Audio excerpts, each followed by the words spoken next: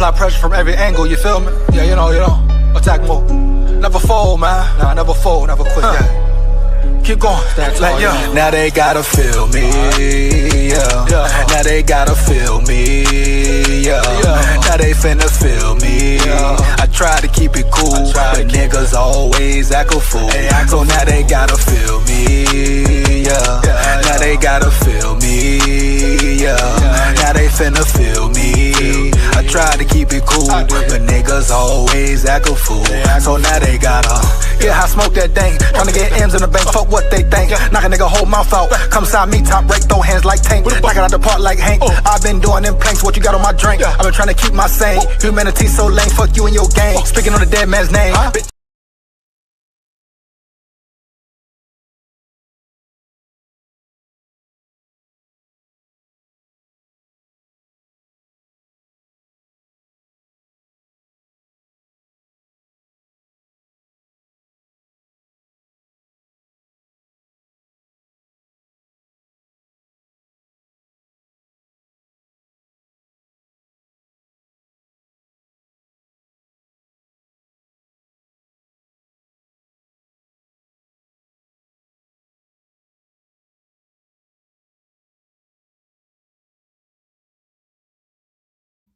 Score Vikes. Here we go, man. Score Vikes. Here we go. Down at the levee, we going fishing at the levee. Here we go again, man. Before I dive in and go in, make sure you like, comment, and subscribe and hit that bell as well. Support the channel, support the grind. Why not? It takes less than 1 second for sure. Come and lock in with me, come and rock and roll with me. You hear me? Score Vikes, period. Got some news to get into today. Not too much, a little bit here, a little bit there. Of course, draft talk and all that. Jonathan Grenard, what's the business with him? I repeat, what's the business with him? I must know. Oh, I must know. Why are the Vikings taking so long? Why are they doing nothing? Which I think is a good sign that they are doing nothing. But are they trying to get a deal done? Are they solidifying a deal? Are they playing around monkey footing, pussy footing until the draft? But I'm sure every Vikings fan wants to know for sure what's going down with JG. Right? Like I've said numerous times, if the Vikings find a way to retain JG, it's an A plus for free agency. Now the draft is still coming up. They must ace the draft. But if they find a way, somehow, some way to retain Jonathan Grenard, then you are in a win-win situation. The addition of James Pierre, brilliant. The addition of Vandermark, brilliant. Period. So as far as making your team better, they did that. They improved their depth chart with one move or two moves, I should say. But at the end of the day, they got to keep it going. They got to keep it going and finish real strong. But this JG business, I repeat, this JG business is very important. If they can get the deal done, great. I want him to remain a Viking. Now, if he come around that bitch asking for 27 mil and up, then no, he got to go out the door. But I ain't gonna never sit here and say, hey, trade JG if you can keep him. Why the hell would you trade Jonathan Grenard, right? If you can keep him. So no, I'm not vouching for Grenard leaving. That's ridiculous to me if we're talking about the Vikings being a playoff team, this and that. Matter of fact, let me know in the chat. Do you believe the Vikings are a playoff team? You hear me? School Vikes. Here we go. So that's the first news, first segment we will get into, of course. Then we're going to talk about the draft. And of course, 9 is locked in. I repeat, 9 is locked in, which he damn well should be, you know?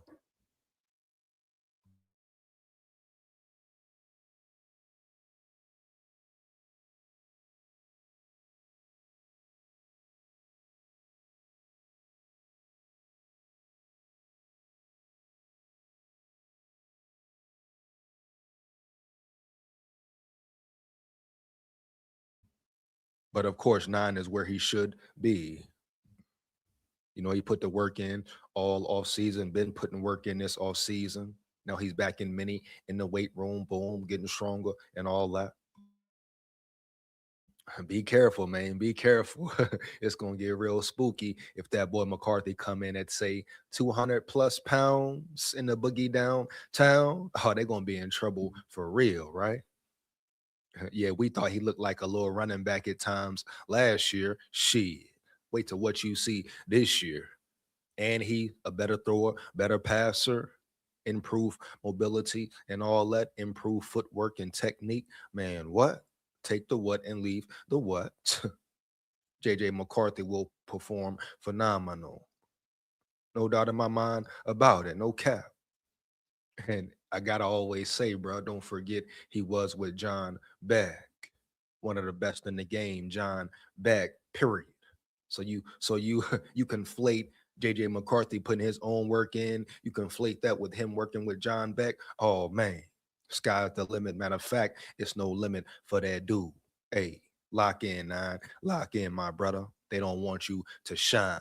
They trying to count you out, huh? Make them count you in, Holmes, with a grin. Score vibes. Here we go. You know?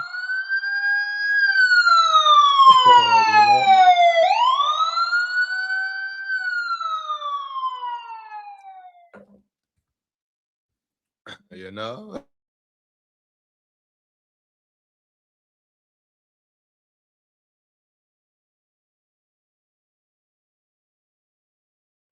You know, come on, man. Stop the cap, bro. Here we go. Put some respect on nine name. Put some respect on nine number. Shit, he been getting disrespected since day one from jump off the rip. You know, first KOC. Oh, that's my guy. He's the future. Then all of a sudden, oh, I want to bring Kyler Murray in. Kyler Murray in. What the hell is a K1, huh? What the fuck is a K1, huh? It's team nine round yonder. It's team nine over here. Bitch, yeah, for real. You understand? No doubt. Here we go. We go, man. Oh, Dre in the building. My dog Dre in the building. He said, yo, this Dre had to get another phone. I dig it. I dig it. What up, big dog? Hope all is good. Hope all is well, bro. Here we go. Score vibes. Shout out my dog Dre in the building once again.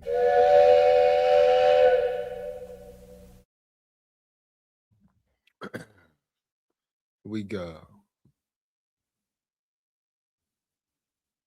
Yeah, man. But yeah, put some respect on Nine name and JJ McCarthy name and all that. Matter of fact, you ain't gotta put no respect on it. Keep sleeping. Yeah, keep sleeping. But at the end of the day, home, just know McCarthy gonna ball for sure. I repeat, McCarthy gonna ball for sure. And if it's a fair competition, like I've been saying, he will be the winner. Yeah, he will be a QB1 heavy. You know what I mean? Early, dog, real early. So let's go ahead and dive into the first segment, which is about JG. I repeat, Jonathan Grenard. Let me know how you feel about Jonathan Grenard as well. I've asked the question right an array of times. This has been a main discussion of topic a lot of times. But I'm gonna stand on it. I want JG to remain in the building. I want JG to remain in the building, bro. No cap. We're talking about the defense being stout, the defense being elite, top five, top three in the league. Yeah, your defense improves with Jonathan Grenard. Period. Losing Jonathan Grenard that doesn't benefit the Vikings in any way. I repeat, any damn way, dog. No cap. Heavy. That's just what it is, what it ain't. And some people talk about, oh, it's Dallas Turner time. May be true, but my thing is, bet let him prove it. He'll beat whoever out, whether it's Van Ginkel or Jonathan Grenard. If it's his time for real, huh? And he's ready to prove it for real, and he should be that number one. Bet. Let him go out there, let him bang, let him compete with JG, compete with Van Ginkel, make it a three-way, three-man battle, and all that, and may the best men win. I think Dallas Turner is ready as well. But I know who Jonathan Grenard is. I know for a fact what you get with him. And at the end of the day, I want to see Dallas Turner prove it and earn it at the highest level.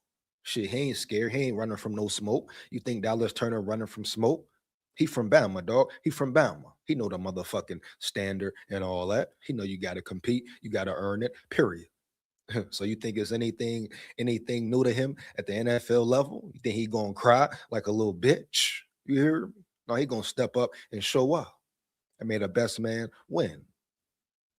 But everybody talking this nonsense, let Jonathan Grenard go just cuz. And if it's not about the money, the guapino, the federale, linguine, fettuccine, machismo, denali, if it's not about that, right, let him go for what?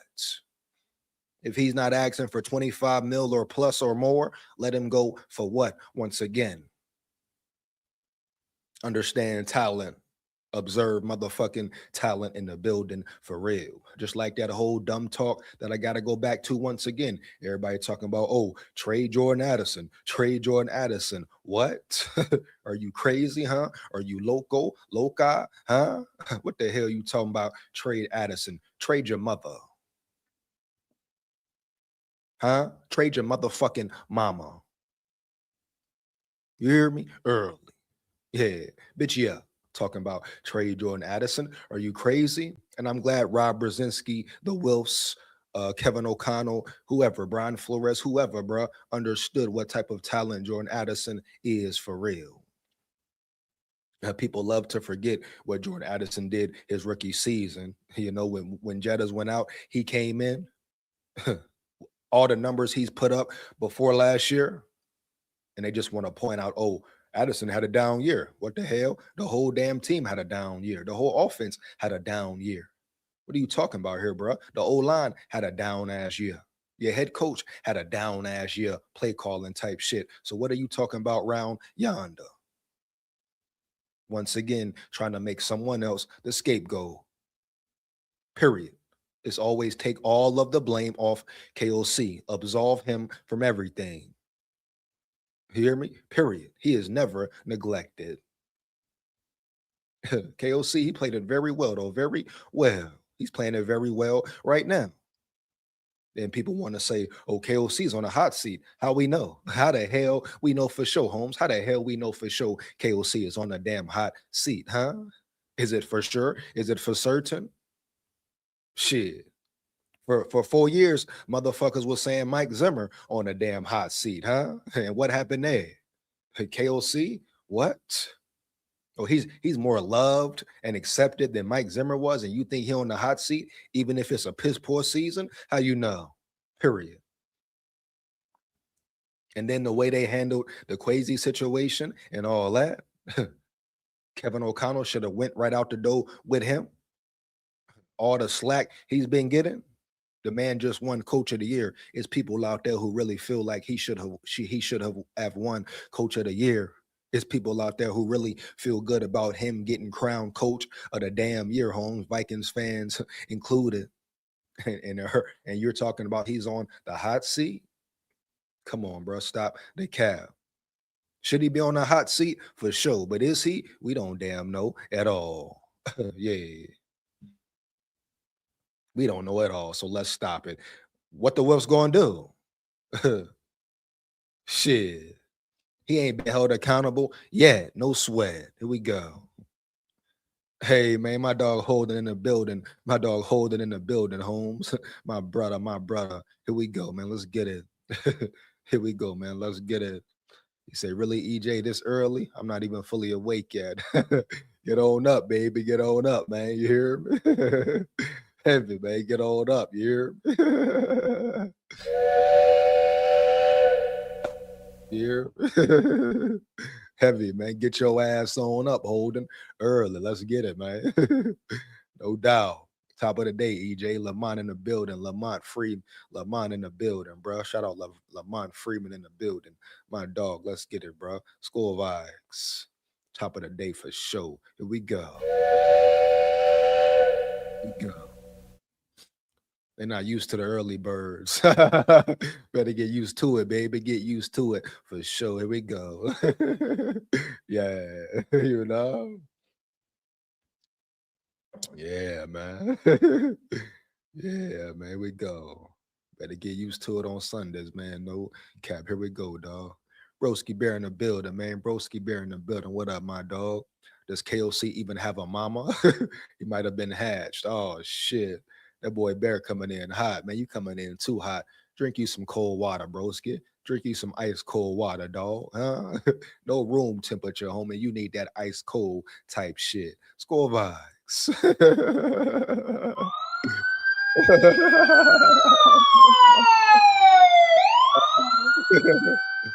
Here we go, man.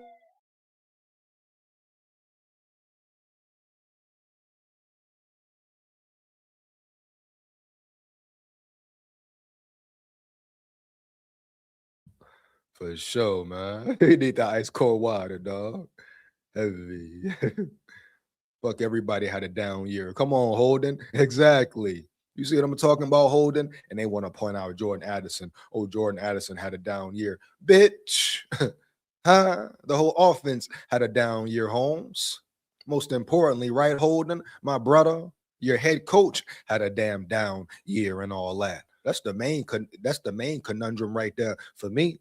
I would be more concerned about that than a motherfucking player having a down year. Shit, the coach, the head coach, runs the team.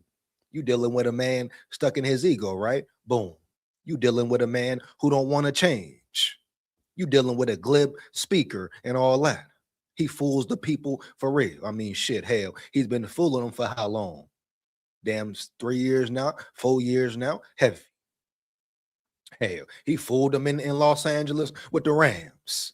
People thinking he play calling. He ain't even calling the damn plays. Like I said, he was just under McVay armpit type shit. Yeah, coffee boy, make the run. Go get the coffee, softy, period. What Randy Moss say, carry my bags, ruck, you little young punk chump, ruck. Huh? Get your ass to work, you little rookie. Yeah, everybody else on the field getting reps in, running routes, throwing passes, getting the precision down, building the chemistry. This motherfucker KLC carry my bags, rup, heavy Holmes. Yeah, huh? Yeah, you know. Matter of fact, did KOC ever throw a touchdown even in practice? Matter of fact, on top of that, did he have a completion in practice? Are we talking about this and damn that? Fuck out my face, Jack. No cap. Skull vibes. Here we go.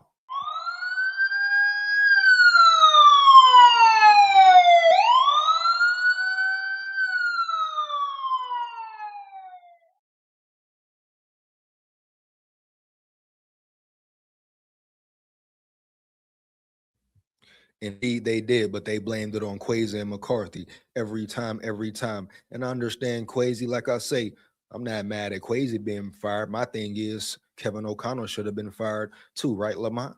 And then my main thing about McCarthy, well, damn, they want to blame everybody else. Well, they want to blame McCarthy, but not nobody else. Everybody else gets a free pass because McCarthy's the easy one to blame. Man, this is Vikings business, man. Vikings motherfucking business. You hear me? Early, man. Matter of fact, hey, you come in the chat, you better like it up, bro. For real, huh? Heavy. You support the fake already. Support the damn real, man. This real Vikings business here, right? Boom. Come in this bitch, say how you feel, just make sure it's real. I'll probably drop the link later. Come lock in with me, come rock and roll with me, dog. No cap. Score vibes. You hear me? Early, man. This stop the cap season for a reason. I repeat, this is stop the cap season for a damn reason. Here we go. Score vibes, man. Stop playing, boy. Huh? Tell them stop playing, boy. Huh? Here we go. They made McCarthy the scapegoat because he was the easiest target. Oh, why not? Hell, oh, we got a rookie here, a young rookie. We can put the blame on him. Oh, yeah, first physical form of his career in the NFL ever. Oh, it's easy to put the blame on him. Oh, look at that bad throw. Oh, look at that horrible throw. Let's blame McCarthy again. But they don't talk about he played concussed for 3 damn minutes. Huh? They don't talk about how he played, ran around for a whole quarter with a high ankle sprain and all that, bro. They don't talk about none of that. They don't talk about how he sacrificed his hand for Justin Jefferson and put it on the line for his dog, for his brother, so he can make sure he get consecutive 1,000-yard receiving seasons. Right? They don't talk about all that, though. They want to talk about McCarthy all day, all night. Oh, they don't talk about the great throws he had versus Green Bay with pressure in his face as well, right? They don't talk about Brian O'Neill getting his ass smacked and whacked all over the field versus Green Bay versus the Falcons. They don't talk about Christian Darrisaw getting his ass smacked and whacked all over the field versus Green Bay. Right? They don't talk about the interior getting smacked and whacked all over the damn field, dog. Never, Holmes. It's always who? McCarthy. Oh man, here we go again. McCarthy this, McCarthy that. McCarthy this, McCarthy that. Come on, bro. Stop it. Heavy. This is the last year of Van Ginkel's contract.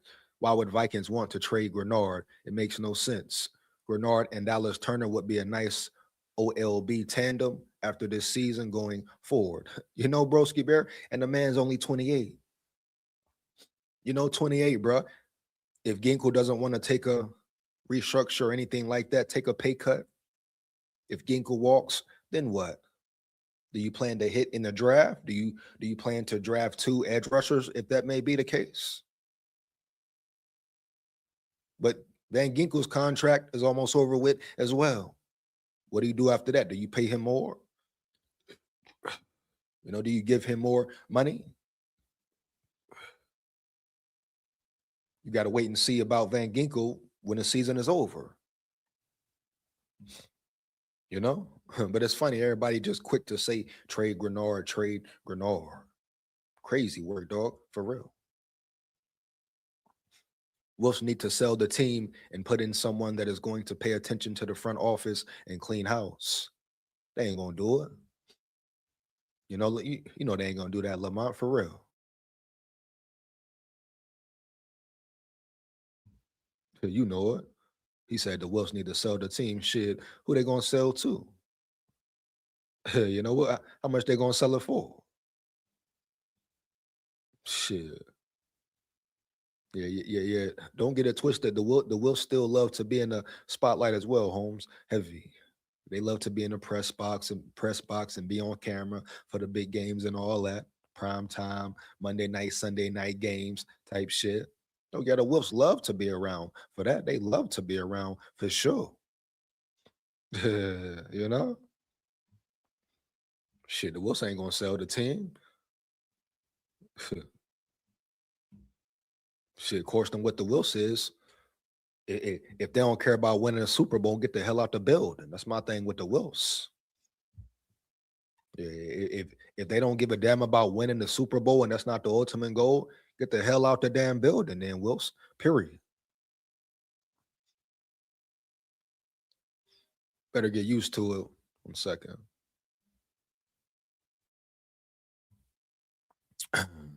Better get used to it every day. This is me early every day. I dig it, Lamont. I dig it, man. You know? I dig it, man. Let's get it, bro. Shit. Besides of Flores, he didn't have a down year. That's it. Holden, that's it, Holden.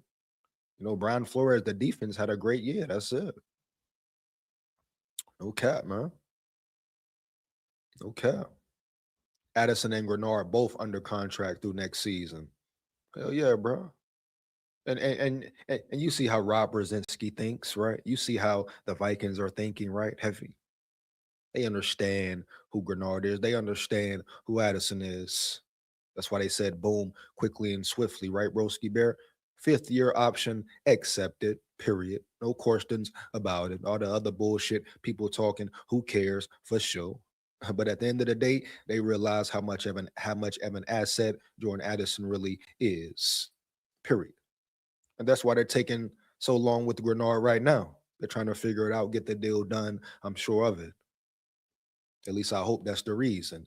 But if he makes it to draft day, oh man, do I really see them making a trade for him? No. And then KOC in his last presser, etc., he pretty much made it clear. We want to keep Grenard. Grenard will be here next year. Those weren't his exact words, but he alluded to it. So you could tell what he was saying straight up off the rip. Pay attention. You definitely can, Holmes. Early. You understand? No cap. Shit, bro. Agreed. Everyone should be held accountable for last season, not scapegoats. Right, man. Right. You know, right. bro. That's the problem right there, Lamont. Not everyone has been held accountable. Not everyone has been held accountable, especially that dude, big biscuit head, Kevin O'Connell. Yeah, Kevin O'Connell hasn't been held accountable at all. And guess what? This has been 4 years, going on 4 years. And the man hasn't coached a full 4 quarters yet. How many lives have you watched me watch? How many live streams of the games have you watched me talk about, bruh? He hasn't coached a full 4 quarters yet. I say it every damn game, damn near, right? No, he's been close. He's came close, but he's not there yet. And how the hell you can't coach a full four and you in year 4 going on year 5? That's not alarming to people. Yeah. Does that say coach of the year to you? Does that say great coach to you? Super Bowl caliber head coach to you? Shit, not me. Not me at all.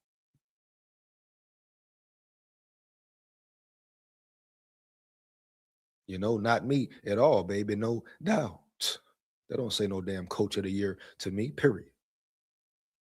That says questionable in big moments, scary as hell in his ego, piss poor play caller, all that. So it's time to revamp this whole situation for sure. You hear me? For sure. We go. Mm-hmm. Mm-hmm. Bro. If they don't give Van Ginkel a contract extension before the season starts, that means they're most likely letting him walk after the season. Well, I'm sure it depends on how he plays, definitely. Does he keep producing at a high level, right? Does he keep producing at a high level, or does he regress, right?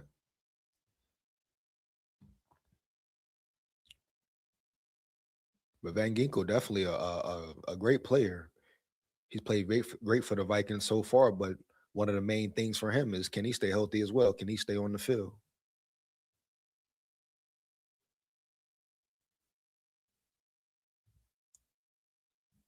Let me 1 second, man.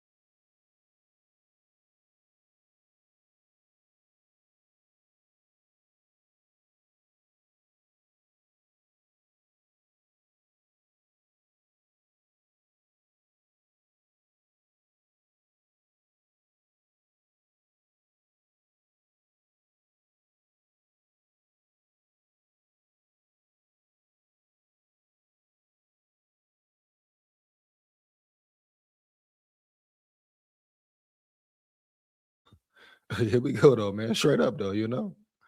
Crazy work, Holmes. Heavy. Here we go. But Van Ginkel, a lot is going to tell about Van Ginkel this season for sure. How does he perform? How does he play? Does he elevate even more? Does he go on a slight decline and all that? So pretty much Van Ginkel is playing for another check. Yeah, what he 31, 32, getting up there in age, but how is he performing on a week in week basis? Understand? Period. Heavy.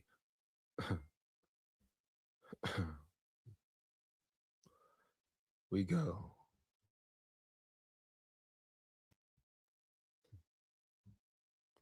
Then it looks like we will be dealing with the dysfunction of an organization till something gives at this rate.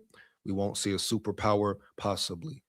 Well, it all depends on this year, right, Lamont? First off, it depends on the draft as well. How good or bad do they draft? If it's piss poor, guess what? You're looking at 8 more years of bullshit, no bullshit. Huh? Straight up. But if they have a successful draft, hey,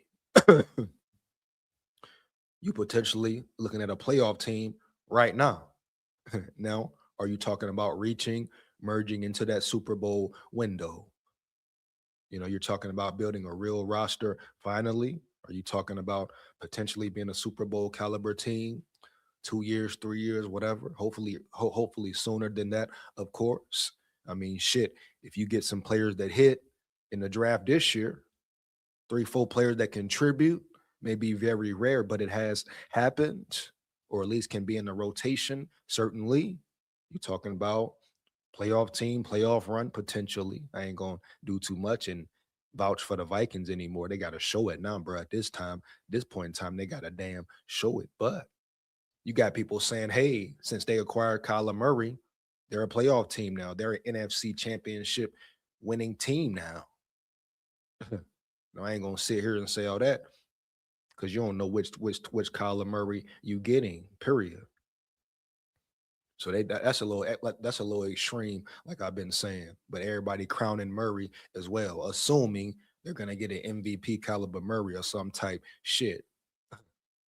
Having no respect for Nine at all, assuming Nine has no chance at winning the QB1 battle. Yeah, period. Let's be honest here. Most of the world, the NFL world, believes there's no way in hell McCarthy will come out being QB1 when the smoke clears for game 1 of the season. I say bullshit. No bullshit. You hear me? Earl. School vibes.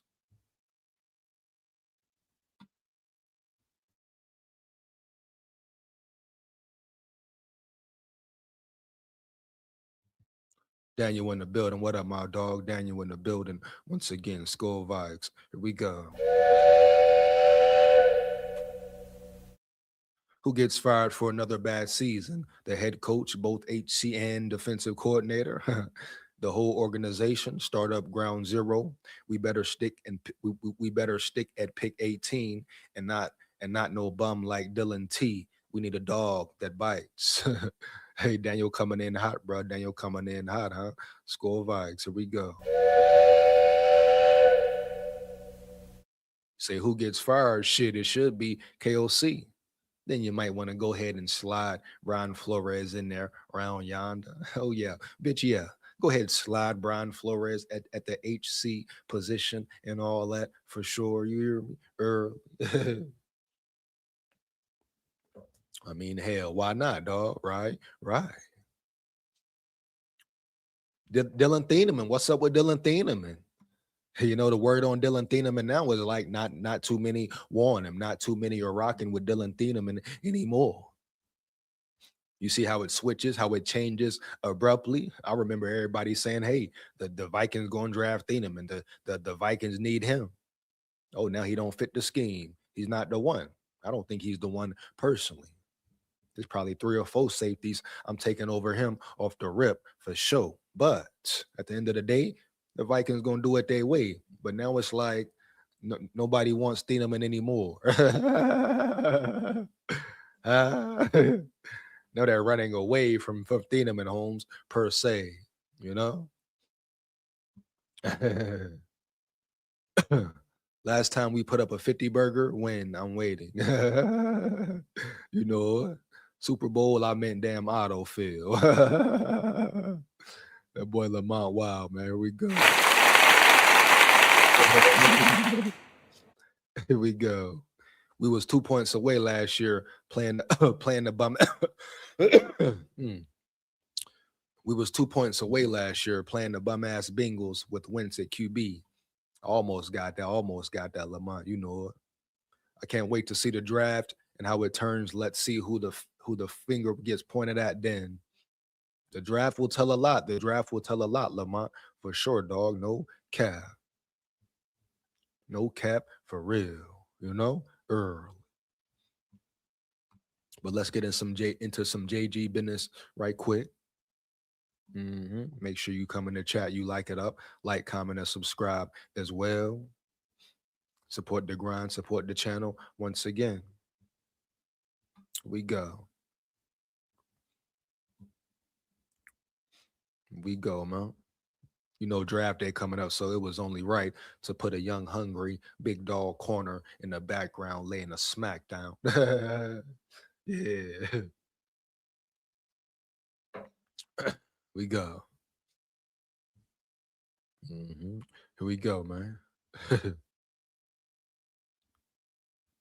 we go. Here we go, dog. Let's get it. Dive into it. Dive into it. Who we got here, man? King Cleaver in the building. My dog King Cleaver in the building. Heavy. What he said. You live already, homie? Craziness. LOL. You know it, clever. Uh, you know it, baby. Let's get it, Holmes. Score vibes. Shit, homie, heavy. For sure, dog. No cap. Let's get it, baby. Understand? He said you live already. You know it, baby. You know it. When we can get it, let's get it for sure. Here we go. What Lamont said in EJ's words early. You know, that's what I'm talking about, man. Early, baby. No cap. Let's get into it, man. Let's dive into this JG news, this JG talk, and all that. Let's get it, bro. Boom. Before I move on, I will put a little poll in the chat.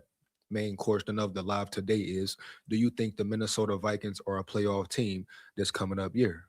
Yeah, I repeat: are the Minnesota Vikings a playoff team? As you see the poll right there to the side of it, let me know hell yeah or hell no. I repeat, let me know in the chat hell yeah or hell no. You hear me? Early. Score Vikes. Once again, do you think the Minnesota Vikings are a playoff team? Here we go. We go.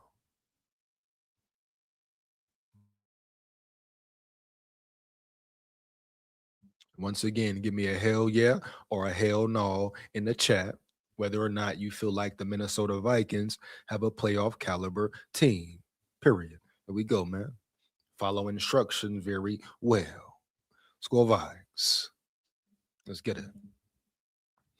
Vikings get blunt message on potential Jonathan Grenard trade. Here we go. The future of Jonathan Grenard with the Minnesota Vikings remains a topic of discussion as the 2026 NFL Draft approaches on April 23rd. Grenard's name has been in the speculation mill, and it will be interesting to see if the Vikings budge on a player who will turn 29 before the upcoming season.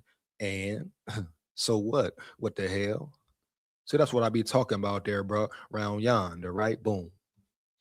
Everybody want to talk about him turning 29, and he's 29 and still balling. I don't give a fuck if he is 29, if he's still shining, if he's still producing on the field. And check the stats. Matter of fact, check the facts. Last year, he played better. Last year, he caused more pressure. So what are we talking about here for real?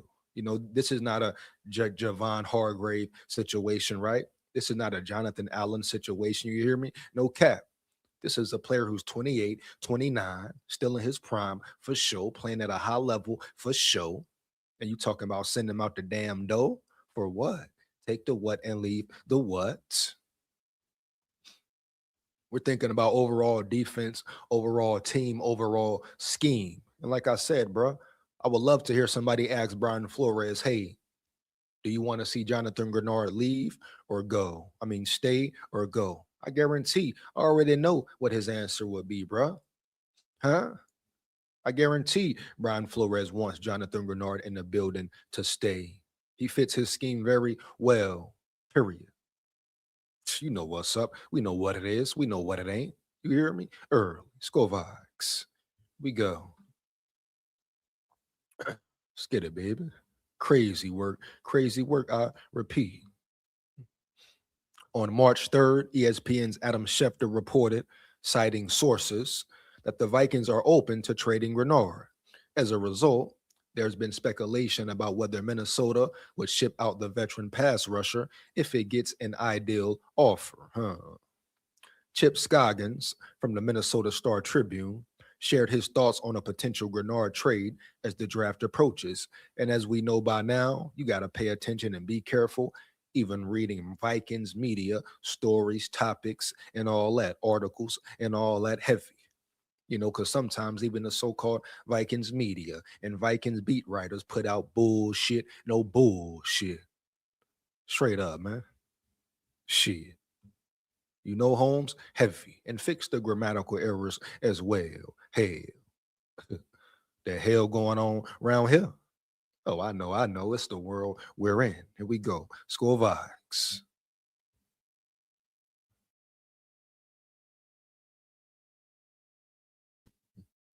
Here we go. Let's get it, man.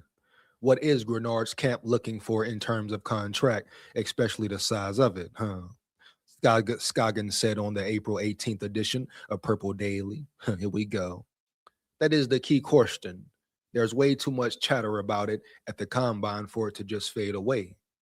Well, maybe it was just that, Scoggins, huh? You punk chump, huh? Maybe it did just fade away, baby, no cap. Or maybe it was just bullshit, no bullshit, huh? Here we go. Even when the Vikings contingent said all the right things about loving having him on the team and valuing him, but they also made it clear this is a business, which suggests they're seriously weighing the financial side. Of course, they're going to weigh the financial side, Scoggins. No shit, Sherlock. You know, why would you expect them to do anything less? This is a business, of course. That's why Jonathan Grenard is asking for more money, because this is a business, dog. Yeah, bitch, yeah. He saw how much Phillips got paid, right? He saw how much old boy from the Jaguars got paid, right? So it's only right. Hell, he played a game as well. Both sides will play the game. It's inevitable, right? Boom. But at the end of the day, Jonathan Grenard needs to play fair ball too. That's the main thing for him. There's nothing wrong with him getting a pay increase, but how much of a pay increase does he really deserve? Now, if he wants to go crazy with that, be ridiculous, bet, get him out the building, no hesitation, quickly and swiftly. But that doesn't mean I want to see him out of the building. Do you dig me? Do you get my drift and all that? Early, dog. SKOL VIKES. Here we go.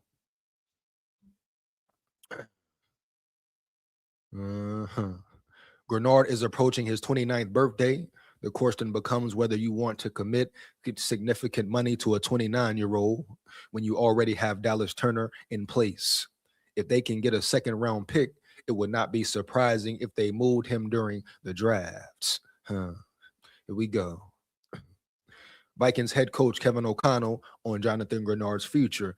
Now, like I told you before, one segment, one presser I played of KOC, he was speaking highly of Grenard, basically saying they're going to keep him in the building or the deal is already done, insinuating that. See, that's what I say. Sometimes KOC be on bullshit, no bullshit, right? Because how he going to sit up there at the presser and make it look like, oh, it's all good for JG? But shit, hell, he did the same thing with McCarthy. Yeah, oh, we love McCarthy. He's the future.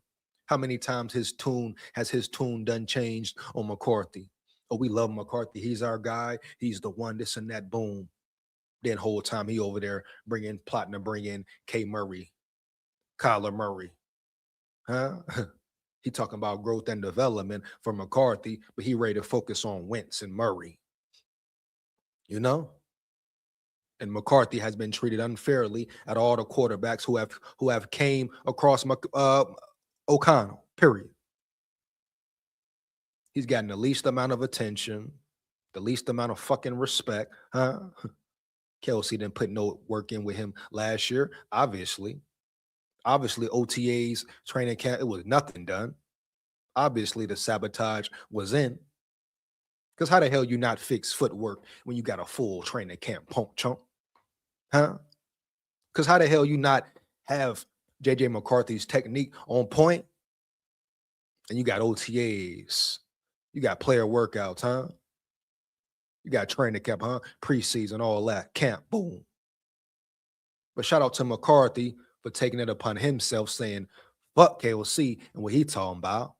I'm gonna go out here and work with John Beck, one of the best, if not the best, and get my shit right and tight. You understand? But it's a damn shame how they doing McCarthy right now. But I'm not shocked if he went up there and said, hey, we love Grenard. We want him in the building. He will be in the building. We're working on getting the deal done for sure. The whole time they agreeing to a trade in the background. Come on, bro. Stop the cap. KOC has proven he's full of shit an array of times. Heavy. Shit. Come on now. Here we go. Here we go. Well, I guess I'll smoke on this card and chill. LOL. Hey, just chill, man. Just chill, King Cleaver. You hear me? Early, man. No cap. Just chill, dog. You hear me? Early, man. Chill and listen to the real. You know, make sure you like, make sure you fire that chat up as well, dog. Share this with any and everybody you know. Here we go. SKOL VIKES. No, we're a 9-win team at best. My prediction is 8-9. Oh, damn, that's how you feel, Daniel? That's how you feel, my dog? Hold up, Daniel. Come on now. Damn, man, that's how you feel, my boy. That boy Daniel coming in hot on the spot. Damn, bruh. He said 8-9. I don't like that shit at all, but could it be real, Daniel? Shit.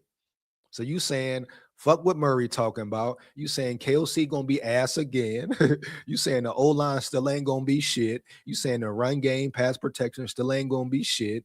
You saying he ain't gonna work with McCarthy. So basically you saying, hell, the only good thing about this team next year will be the defense. Is that what you telling me around here, Daniel, baby? Are you telling me this for real, man? Is that how you really feel, dog? No cap. Man, bro, for real? Shit. Well, damn, homie. Shit. Lots of laugh, King Cleaver, indeed. Let's get it, man. He said maybe depends on O'Connell. We know it. You know it. It always depends on O'Connell, right? King Cleaver, I mean, hell, he been felon for 4 years. Oh, they want to tell me about a regular season great victory. What he done in the playoffs, man, where it matters most, huh? What he done in the new season of the season, man, where it matters most. We talking about a whole new season for a reason. What he done now? Not a damn thing. You hear me? No cap. Straight up, bro. The man ain't got one playoff win in 4 years, period. And y'all want to crown him about something? Tell me something about him? Talking about you should believe in him? Nah, I'm going to give him a chance off the rip. Got no damn choice at this point. Got to rock with him. Got to lock in with him. He the head coach. Hell, what the hell you going to do? Pout all year? Dwell all year? Hell no, dog. Heavy. I'm here for the players for sure. Damn the coaches, bro. I want to see them boys win. I want to see them players win. You know? Yeah, bitch, yeah. Heavy. Shit. So if Rob Brzezinski, KOC, Flores do what they got to do for them boys to win, bet I'm all in. Straight up. Shit. No matter if I do feel KOC a punk chump, huh? Shit, I still want them boys to win. Period. Here we go. We go. Let JG go too. Hell no, you tripping, Dre. Now you're tripping, Dre. Now you're tripping, Dre. I don't know what you're sipping, Dre, but you're tripping, Dre. Heavy.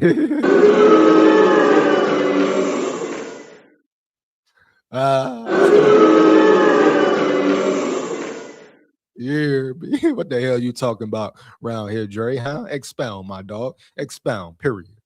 Matter of fact, I'm gonna drop the link in a little bit. It's Sunday night, Sunday day, Sunday night lights, right? Let's get it, man. Heavy.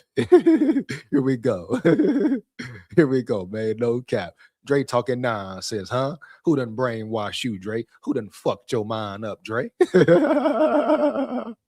done let them brainwash your mind, my dog. Come on, Dre. You was rocking with JG. Now you ain't rocking with JG no more, homie. Who done messed your head up, my boy? For real. Who you been listening to out there round yonder, huh? For real. You don't let them fuck you up, Dre, from the top to bottom, huh? Heavy. You know what I mean? Early, man. No cap. Be careful who you listen to, Dre. They might fuck your mind up.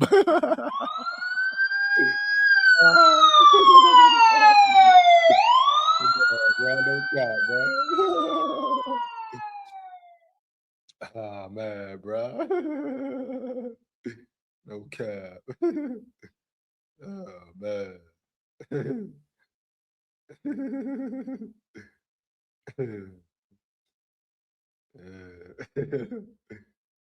Yeah. Man, hold on 1 second. Oh man, here we go. Oh man, dog. You hear me early.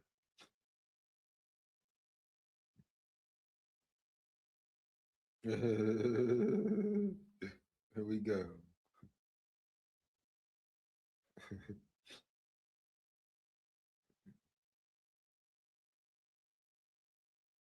Here we go. Yeah.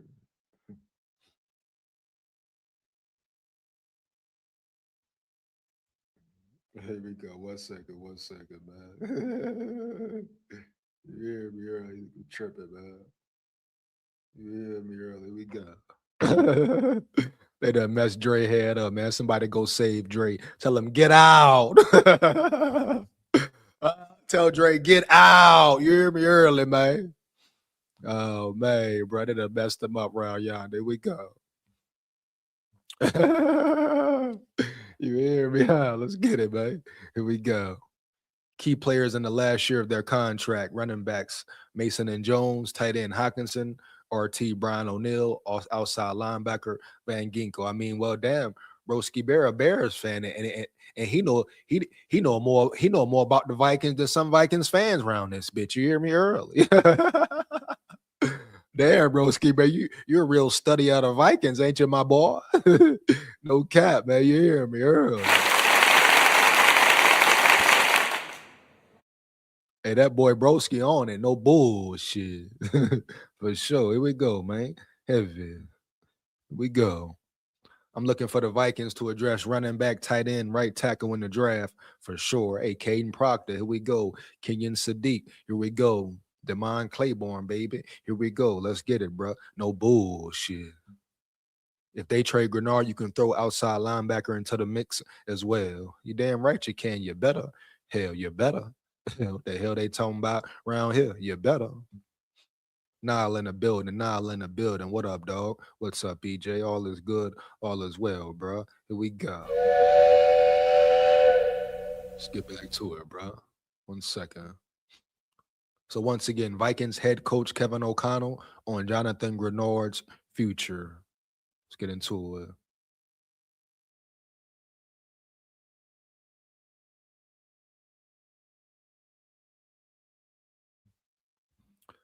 1 second, Holmes. Here we go. Heavy.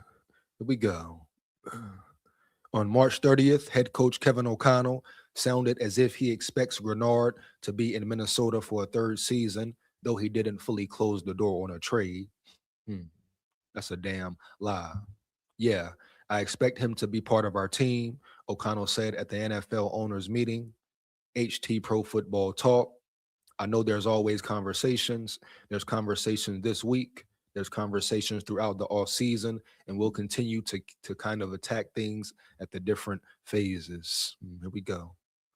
We're getting ready to really jump heavily into draft meetings when we get back, but at the same time, we're always going to try to do what's best for our team and also what we think is best for each one of our individual players. And that's an ongoing thing throughout every off season. Here we go. Would Minnesota trade Jonathan Grenard after the draft? Although there's talk that a trade could happen before or during the draft, Bleacher Report's Mo Moton believes a move would come after the drafts. Here we go. as teams that miss out on their edge rushing targets could turn to Grenard. Entering his age 29 campaign, not far removed from consecutive 12 plus sack seasons, Grenard should be able to fetch a middle round pick. Moulton wrote in his article published on April 15th. Assuming Grenard has a solid trade market, Minnesota may be waiting for suitors to up the ante on compensation during the draft. So what the hell are you going to get for him for real? Are you cool with getting a second for him? Shit. Second, third, fourth, you hear me? Early. So that's the main question right there. Clubs that need an edge rusher but pass on prospects at the position will be primary candidates to acquire a veteran next week. Also worth noting, the Vikings can save 12.3 mil in cap. Run it back. Also worth noting, the Vikings can save 12.3 million in cap space by trading Grenard. He may be expendable after 24. He may be expendable after 2024. First rounder Dallas Turner registered 8 sacks in a rotational role last season.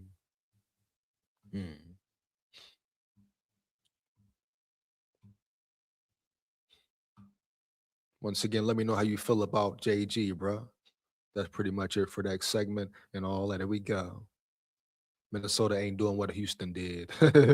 What Houston do? Sign Danielle? What up? They believe in Danielle Hunter for sure. So what's happening, big dog? Yeah. You know? They will make the playoffs, but that's it. LOL. When was the last time Vikings made it back to back in the playoffs? I think it was when Denny G was head coach. Yeah. Hey, we'll see. We'll see, Lamont. New season, bro. New season. Boo to you, Jerry. Let him know, Lamont, dog. Let him know for real. We go. We're looking at another year with a new QB. The defense will have to save us again, and I'm not okay with that. With that defense, will quit. KFC can't turn anyone into anything. How many playoffs KLC win yet? How? Not a damn one. Daniel, you hear me early. We go. Mini collar, win 0 and more zeros. Here we go, man.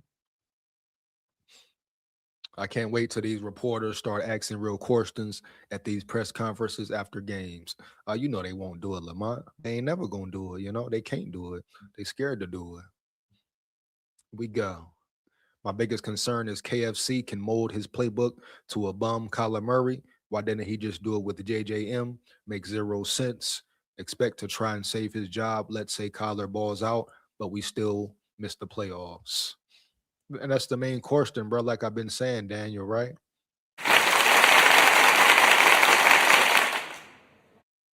Why hasn't JJ McCarthy received fair treatment like everybody else?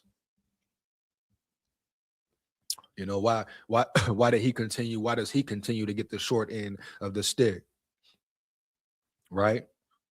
Why hasn't he received the same attention that Kirk received, that Sam Darnold received? Shit. Even Josh Dobbs received. Hell. Who else? Even the same type of attention Jaron Hall received. Hell. What the hell you telling me around here? No cap. You know what? Playoffs, do we pay Kyler for another year of the same? If they make a playoff run, that's something you definitely got to think about if he is the starter.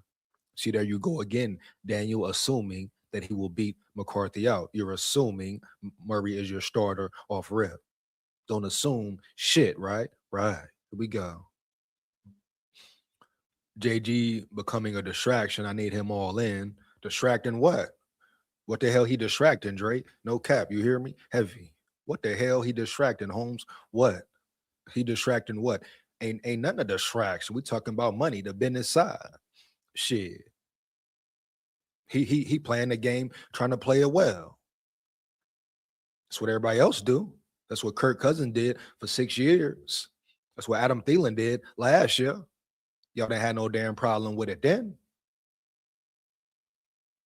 Ain't nobody had no problem with it then. Everybody try to get their money and all that. Eric Kendricks and all that. Heavy. But they got a problem when JG do it. He distracting what? If that's the case, everything a damn distracting. What he distracting? You know what? Shit.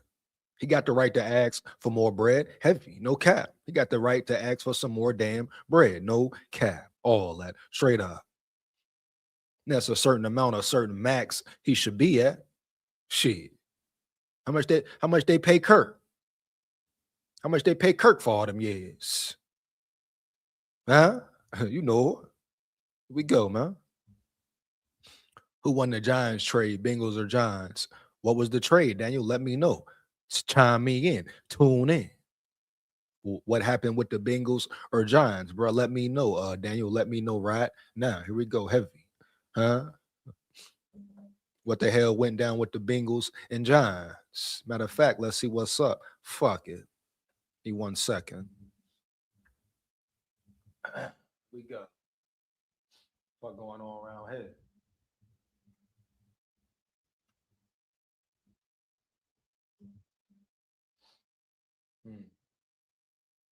Oh shit. What? Are you kidding me? What? Are you kidding me? What? The Bengals got Dexter? What? Fuck. Huh? Are you kidding me, man? What? The Bengals got Dexter? What? How the hell they get Dexter, man? Huh? How they get Dexter, bro? Here we go.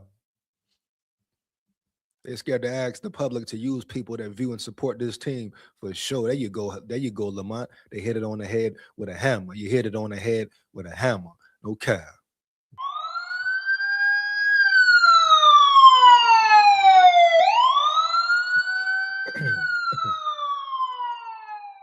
Uh-huh. Uh-huh. But hold on, what's up with this? What's up with this damn? What the hell? The Bengals got Dexter Lawrence, so I gotta break that down in the boogie downtown for sure. Detour, time for a little detour and all that. Time for a little detour and all that for sure. Did you see the Will Anderson 2 news? Nah, what happened? What happened, dog? What's going on there? Damn, what's going on there? Damn. Norse in the building. My dog Norse in the building. What up, Holmes? Heavy. Score vibes. Giants because Bengals defense is still trash. Dexter Lawrence, bro. 10th overall pick. Well, damn. Damn, bro. The Bengals gave up a 10th overall pick. Wow. Damn, bro. You know it? Bengals traded the 10th overall pick for Dexter.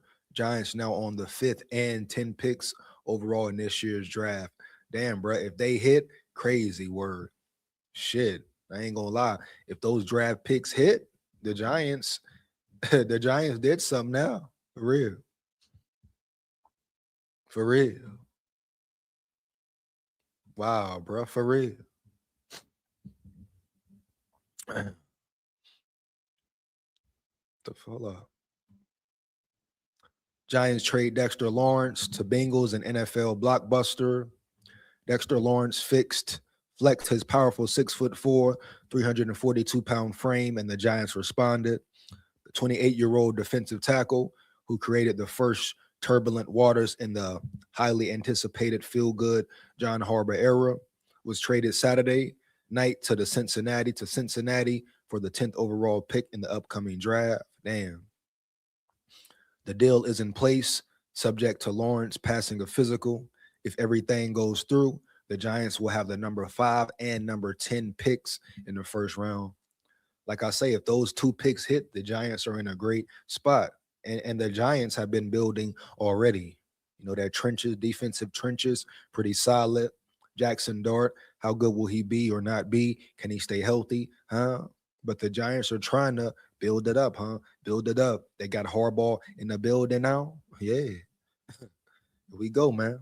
Pay attention to the Giants for real. Lawrence, the 17th overall pick in 2019, who was signed through 2027, was due to earn 19.5 million in 2026 and 27. But Lawrence, who had 2 more years remaining on the existing 4-year, $90 million contract, $90 million contract extension he'd signed, demanded either a renegotiated contract to bring him up to the prices of the top players at his position or a trade.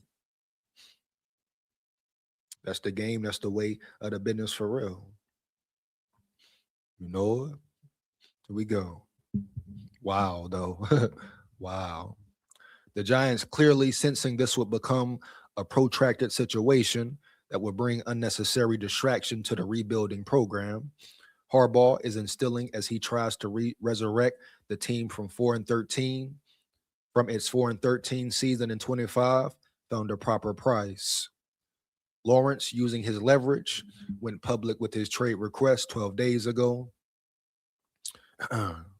Post-Giants beat writer Paul Schwartz had reported this week that despite an apparent impasse, the Giants and Lawrence were still talking, and there was hope he would remain.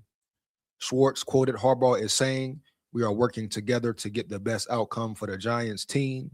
We also respect Dexter fully as a person and player and want him to be happy. We are doing everything we can as best we can, as responsibly as we can." And I ain't going to sit here and cap, though. Dexter Lawrence is a major loss for the Giants as well, homie. But can they make up for it with their first-round picks? I'm sure you will see a nose tackle, D tackle drafted for sure. Schwartz also reported the Giants were willing to give Lawrence a significant financial upgrade, but that Lawrence was dug in on what he wants. So basically, he pretty much want to get up out of there, period. It's uncertain exactly the price Lawrence was seeking because Schwartz reported Thursday that Lawrence no longer wanted an extension, but simply wanted to move on to another team. Reports indicated he had issues with the way general manager Joe SKOL has built the team. The Post quoted a source stating that contract talks had broken off and Lawrence wanted out, with money no longer an issue. He wanted up out that bitch quickly and swiftly, you heard me? For real. Here we go. When the Bengals drafted the 10th overall pick, when the Bengals offered the 10th overall pick, the deal was done. And a good one for a Giants team trying to rebuild after a succession of losing seasons.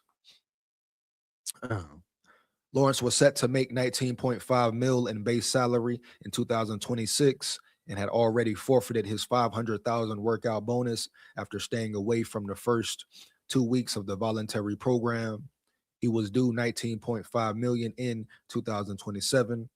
Now he's Cincinnati's financial problem, though the Bengals presumably wouldn't have made this deal without being willing to pony up the money Lawrence wants in a new contract.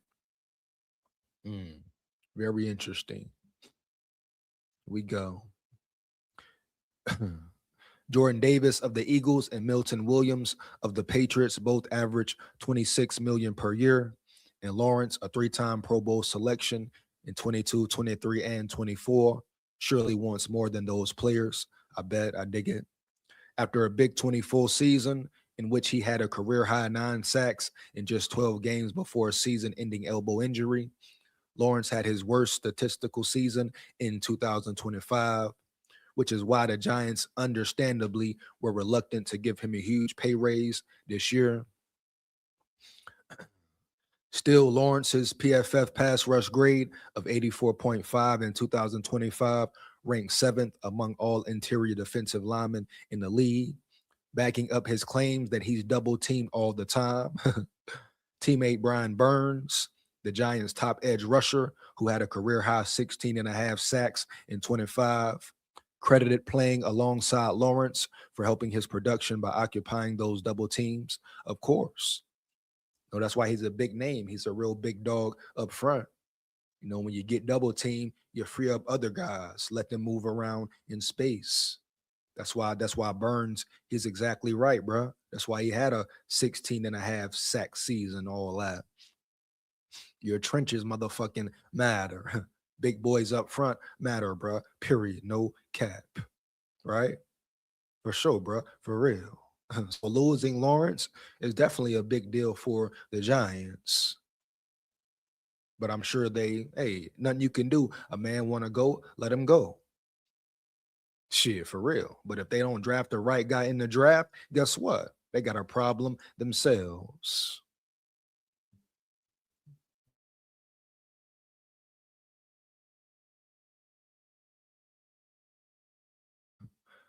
Here we go. P. Burns, boom, boom. Hold up. Burns has been on record pushing the Giants to do what they could to retain Lawrence. Burns did not get his wish, but Lawrence did.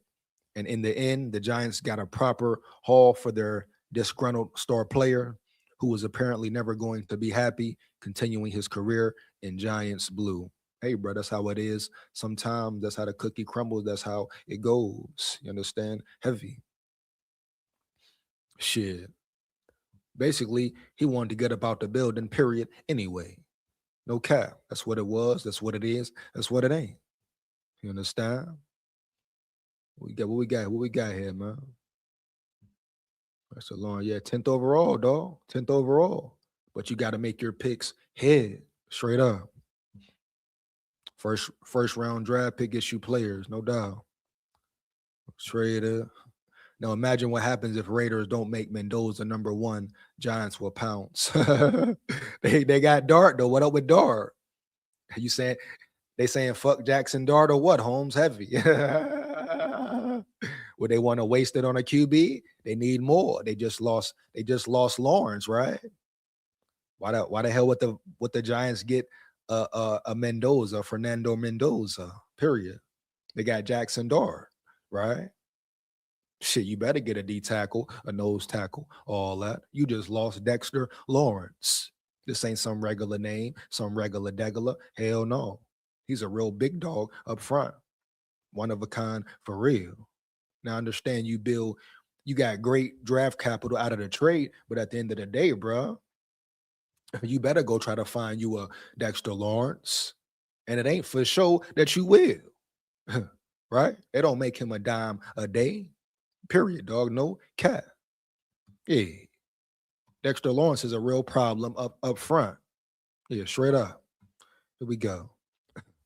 Will Anderson signed a contract extension, making him the highest paid non-QB in the history of the NFL. Damn.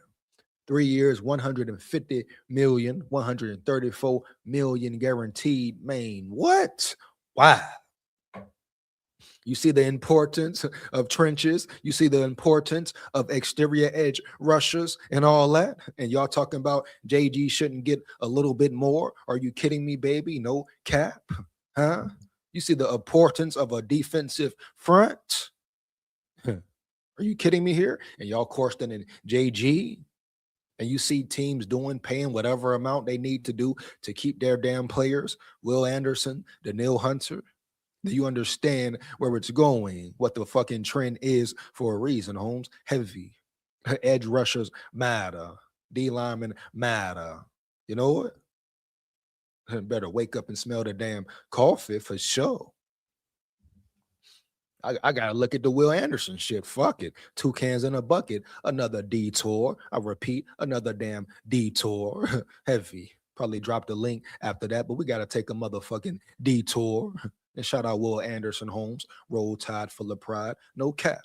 But teams are telling you, showing you, we talking about a copycat league, a blueprint league. Teams are telling you what matters in the NFL right now, or at least what the consensus is and all that for real. You know, players know these edge rushers are very important, Holmes. Heavy. These defensive tackles, nose tackles definitely matter. Period. Motherfuckers talking about trade JG. He's a distraction. Come on, dog. How?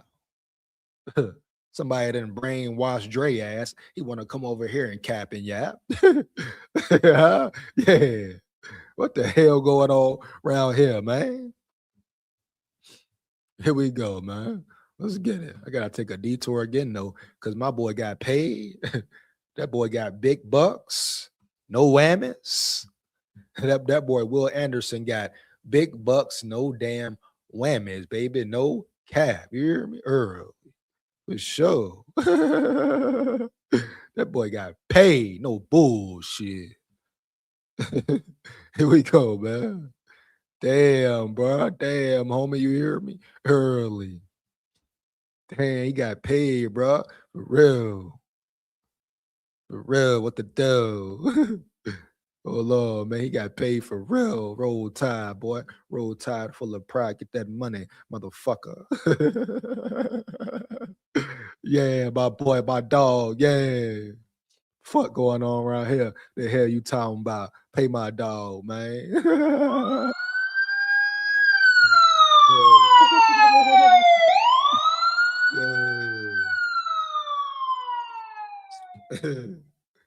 Hold up, man. Hold up. Hold up. I'm gonna play a little video first, though. 1 second, man. Let me share this bitch. Yeah, though, man.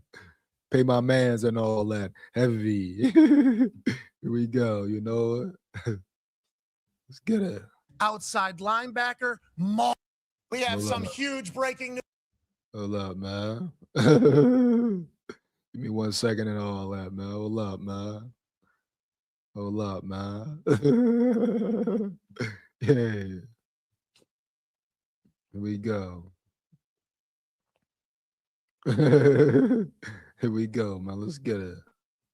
News out of the NFL.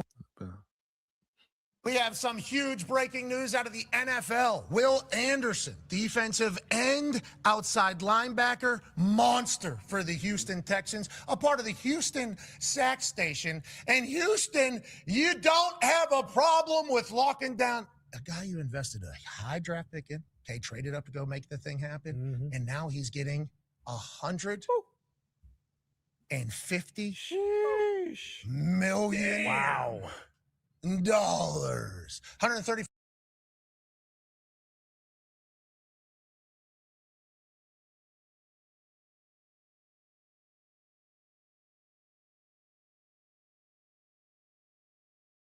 $4 million guaranteed. Congrats to him. That's over 14 divided by 3 is what? 44.5 million, 44.3 million.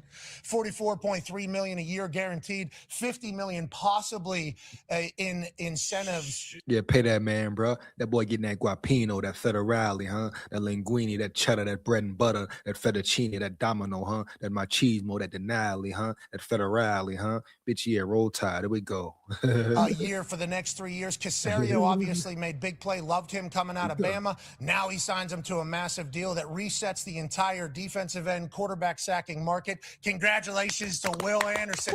I was hoping he'd be out of the AFC South. I love what they just did. Nope, he'll be there for a long, long time. One of the pillars for their organization on the defensive side of the ball. And you mentioned the Houston Sack Station or Sack Exchange, whatever it's called. Yep. Daniil Hunter locked him up for what, another year? We got a fully guaranteed deal. 40. So you got 2 happy pass rushers. So yeah, that's bad news for the rest of the AFC South.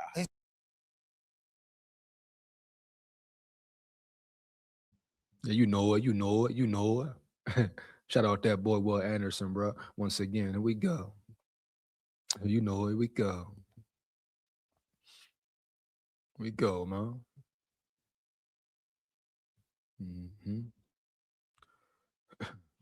Dell in the building, my dog Dell in the building, man. Here we go. SKOL VIKES. Let's get it, man. Will ownership let him though? We'll see, man. We'll see. Here we go. They need a shut down corner too, broski. No doubt. Daniel, every team needs one of those, and if they do have one, they'll take another. Yeah, man. For sure, Holmes, no cap, no doubt. That's what I be saying about they talking about Flores. Oh, Flores this, Corsten and Flores for what, bro? Never. Talking about the middle of the field, open type shit. Talking about pass coverage. What? Man, you give Brian Flores an elite cornerback, just one elite cornerback, you know? Shit. One elite cornerback, hell. You see what he do with motherfuckers who ain't elite. How he make them look good out there. Come on, bro. You give him somebody who elite for real? Shit, what? Take the what and leave the what? Huh? Fuck going on around here? No. Oh shit, broski, your Bears are looking to trade for Brown. Oh, that's a lock up. That's lock y'all up. That's a great weapon. They have 4 first on that front line. LOL. Nah, SKOL, I've been said tear it down. Hey man. hey, dog. Nah. That JG shit new, man. You know what I mean? Early, homie. You know, come on now, Dre. Yeah. You ain't never said get rid of no Grenard, homie. Heavy, you know. Here we go. Airy Perry in the building. Airy Perry in the building. How are you doing? What up, big dog? All is good. All is well. Hope the same to you as well. Here we go. SKOL VIKES. He said, are you there? I'm right there. Yeah, you see me right here, huh? Heavy. Here we go. King Cleaver, what up, dog? Minnesota ain't gonna pay Grenard like that without salary cap. LOL. That's why I said earlier. Sorry, homie. I ain't saying they gonna pay him that much money, bro. I'm just saying how Houston views Will Anderson. Of course, the Vikings ain't gonna pay him that. Of course. What the hell? Come on now, Cleaver. Be smart, dog. Be smart. As much as you heard me talk about Grenard, speak on Grenard and all that, and you talking about, oh, the Vikings won't pay him as much as Houston paid Will Anderson. Duh. No shit, Sherlock. You know it. I know it. Ain't nobody saying that. I'm just pointing out to you, making it obvious, bro, that teams believe in these edge rushers, period. This is a very important position for teams, NFL, league, worldwide, whatever. You understand? Yeah. Period. So the edge rushing position is very important. So let's not sit here and act like you just gonna find another JG off the rip. That's why you see Anderson getting paid. That's why you see Danielle Hunter getting paid and everybody else getting paid around that bitch. But everybody got a problem with JG getting a slight pay increase, right? Ain't nobody saying give the motherfucker no 27 mil a year, but hell, he can get more than 20 mil a year. Shit. He can get more than 22 mil a year. And you see all the names who getting paid. I'm taking JG over most of them, period. Even the so-called top dudes in the game, the Brock Crosbys, I'm taking JG over Max Crosby anytime, anywhere, period, no doubt. Jalen Phillips, taking JG over him anytime, anywhere. So what we talking about here for real? Is it a problem? Is the problem the money getting paid out? Or is the problem the player who's asking for the money? Because once again, every time Kirk Cousins didn't take a contract restructured, y'all applauded him. He got all type of plaudits and shit for demanding more money, never taking a restructure, huh? Heavy. And the Vikings couldn't build a full team for shit, right? Boom. So what we talking about here, bro? For real. Heavy. All right? Is it a problem because it's JG who's asking for the damn money? That's my question there, for real. If this was Van Ginkel asking for that money, would it be a problem, right? Early, dog, you know? Straight up. Shit, when Danielle Hunter asked for more money, nobody had a problem with it. Yeah, you know it, for sure. So everybody mad because JG want a little bit more in the bank. You know? Let's get it, bro. We go. So let's get to this draft. That boy North said get to the draft. Fuck the draft, Norths. He said get to the draft, man. You hear me early, man. No cap. Here we go. Shout out my dog North in the building, though, man. Heavy. You know what I'm saying? Shit, better pay JG that 24 mil and get moving with it for sure. You know that you better pay JG that 24 mil and get moving on with it. Drake said, tear it down, SKOL, like I said. He said, tear it down, SKOL, like I said. Hey, bro. It's no tearing it down, Dre. You hear me early, dog. It's no tearing it down at all. What we talking about here for real, bro? The tearing it down days are over, Dre. So now it's about building a team to win. You understand? You know it. It's about building a team to win now. Big facts, no cap. You know, here we go, man. And I'm finna drop the link, bro. Finna take a little intermission right quick, though. Heavy, no cap. Yeah. And I'll be right back.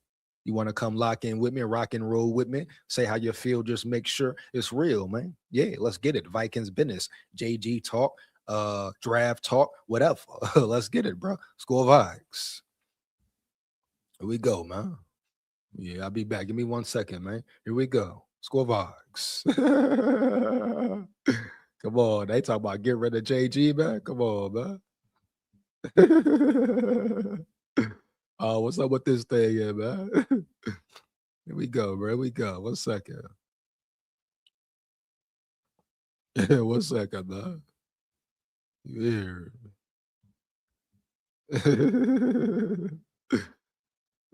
Man.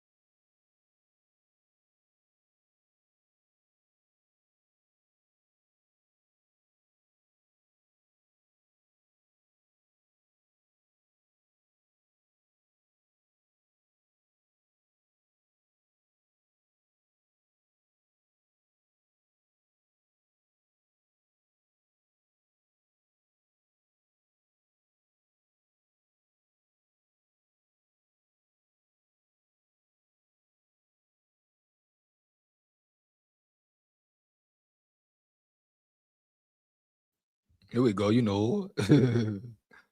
You know it, man. Let's get it, man. We go, man.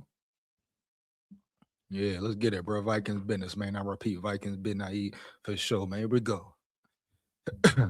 let's get into this draft, man. Matter of fact, I'm gonna do a mock as well. Heavy, hell, why not? You hear me? Heavy, bro. Once again, link in the chat, man. You want to come lock in with me, rock and roll with me. Come say how you feel. Just make sure it's real. You hear me? Heavy. Yeah, man. Where you at, Dre, talking that cap, Dre? You hear me? Where you at, Dre, talking that cap? You hear me? Yeah, what up, big dog? Where Dre at, man? Talking that shit. Ooh. Hey, man. You know, sometimes you got to let people come to their own conclusions. You know what I'm saying? Yeah, man. What's going on, bro? Oh, shit. Loving life, man. Sunday morning. For sure, man. For sure. Well, we got 4 more days. 4 more days of this. Hell yeah, man. 4 more, dog. Oh, shit. It's snowed out. Hey, so with all the news and type shit, right? How you feel about that boy out of Oregon, Thieneman, dog? Everybody hyping him up. Like, what's up with him, man? Yo, I don't like any, with as deep as the safety class is, I don't like any safety at 18. You know what I mean? I just don't like it. Yo, we can wait and get a similar player in the fucking 5th, bro. You know? Very talented draft for safeties, bro. Corners too. Yeah, man. And they're all like, oh, this draft sucks. No, dude, the draft doesn't suck. You suck, motherfucker. You know what I'm saying? Like, and whole time, like, bro, does the draft ever suck? It's always talent in the draft. That's why it's a draft, dog. Right. You just got to find it. Yeah, it may be, you know what I'm saying, certain positions may be better than others, or more better quarterbacks or running backs or something like that, but it's still talent in there, you know? Yeah, yo. Well, yeah. Bro, it's a draft, dog. It's a draft. Yeah. It's talent in the draft. Yeah, they tripping, dude. It's because of the quarterbacks, bro, and running backs. Nope, I don't give a fuck. We gotta. So EJ, so let's look at like who we lost right quick, right? Yeah. Allen and Hargraves, right? Right. And then, right. Broski Baron, what up? What's up, Broski? Harrison Smith, right? Yeah. And then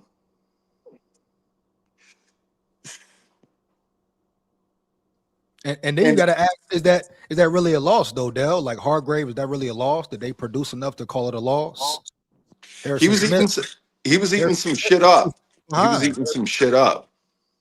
At times he was, but majority of the time, no. Did he do what he was wanting to do? I don't think so. Right. Harrison Smith slow as hell, dog. I mean, no disrespect to Hitman, but for me, Hitman is not a starter no more, bro. So yeah. So we have to throw what's the face in there? Theo Jackson. Yeah. That's the free. Do you believe in him? I didn't see nothing from him last year, man. What about that guy, Jay Ward? What about Jay Ward? Jay Ward? To me, Jay Ward played better than Metellus, bro.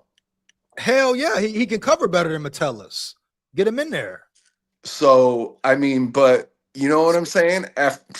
What is that really saying, man? You know what I mean? So for me, I got 2 DTs, 2 safeties. So that's 4 players on defense, right? And then just to keep the boat afloat. Past that, we have the 27th ranked offense. You know, and I don't think that it has anything to do with our skill positions. So what does that tell you? Yes. Right. And Dell, I'm not sure if you saw what I posted earlier, but Aaron Jones and Jordan Mason, it's both of their last years under contract. So they're only under contract this season. Yes. Hawkinson, only 1 year. I mean, he's only under contract this 1 more season. Brian O'Neill's only under contract for this season. Right. And so same thing with Van Ginkel.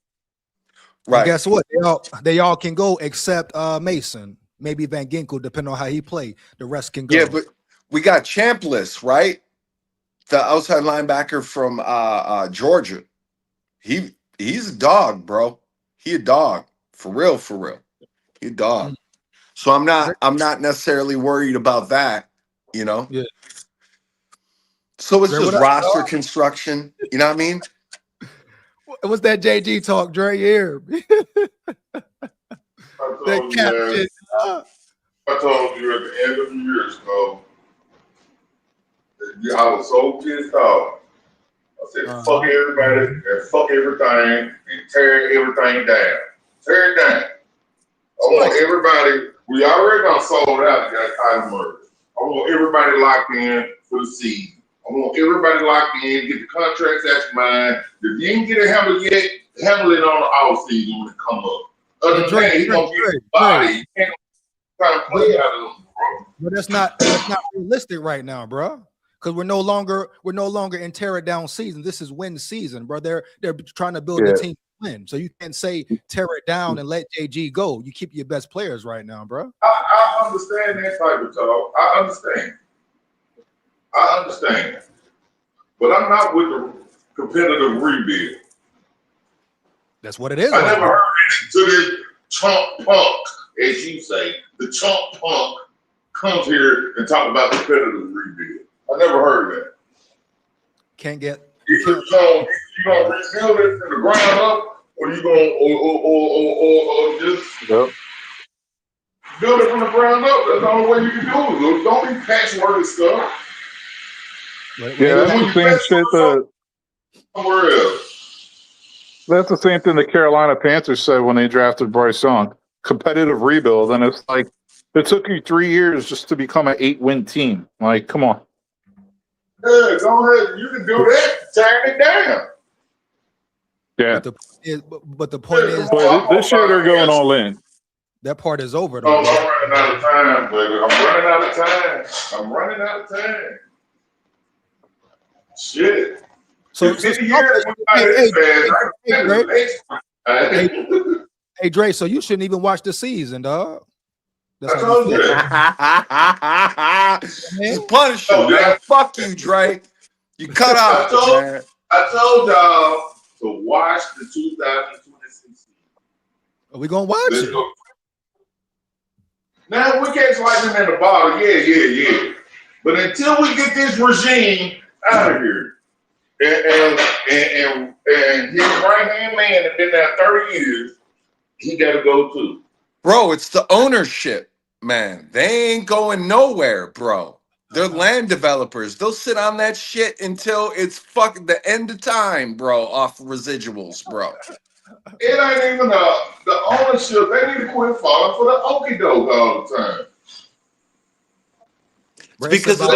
It's because they're good old boys, man. Okay, so there's 32 dudes that own. There's 32 dudes that own this motherfucker, right?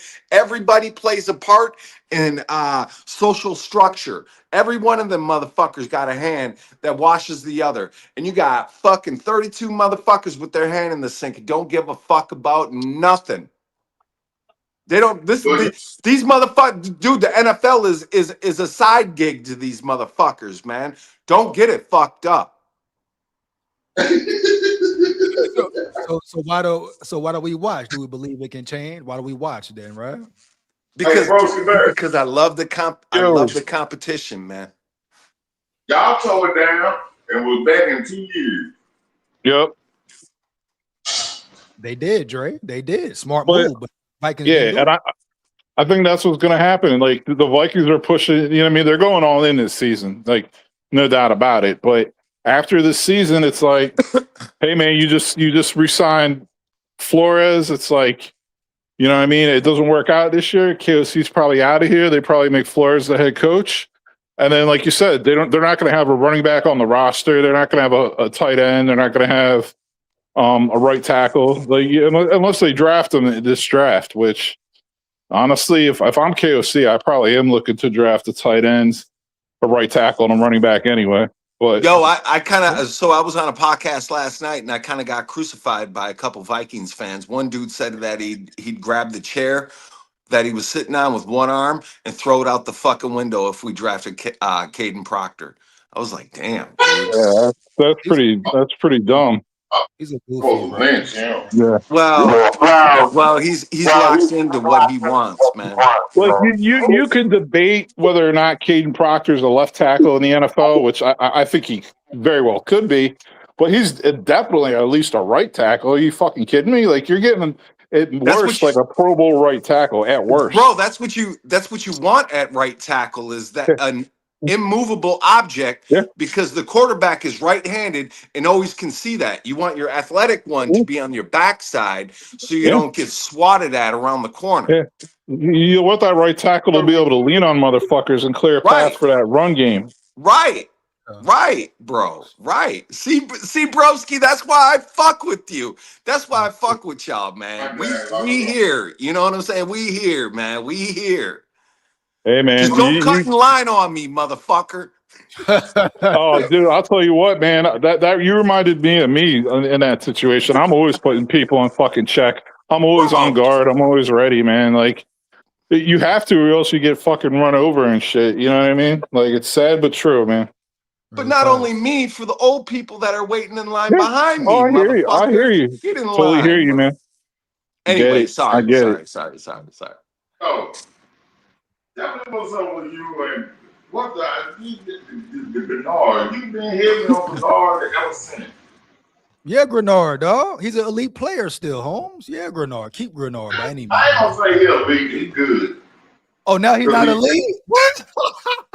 I mean, it's one of those things, man. You keep Grenard this year and next year. He's under contract fucking next season as well, right? And then you can well, he might be too old to franchise because once you get a certain age, I don't think you're allowed to franchise people.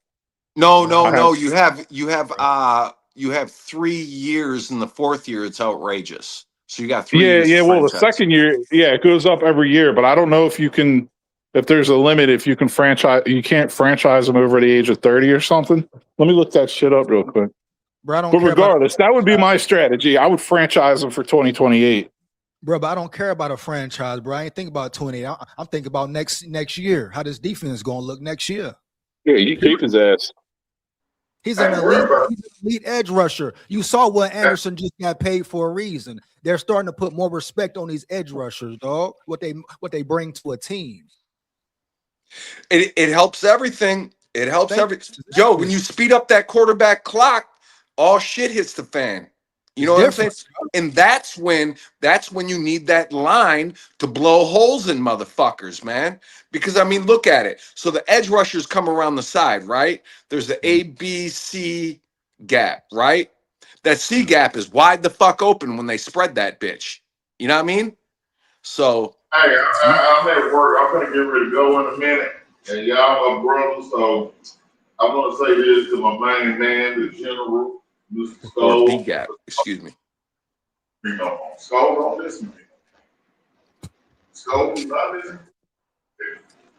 You know, he holding on to hit this guy that was trashing number 9, and you out here missing every sack on 3rd down. That's Bernard. JG all 3rd down, that's what I say. But you want the only thing, yo, Dre, the only thing that I saw about shut up and play ball.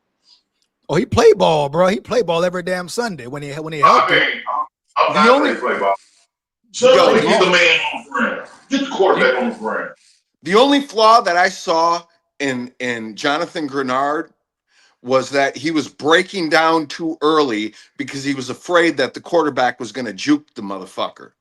That's hurt his knee. Does that mean you trade him? Does that mean you get rid of him because of that? No, I'm not going to do no money talking right now. We'll do that when your contract ends. No, bro, that's not the business. You can't tell that man don't talk about his money, bro. That's part of the business. I'm not going to talk about it. I'm not an organization. I'm not going to talk about it. Bro, everybody right? paid, bro. Everybody at that position getting paid, right? JG can't get paid a little extra.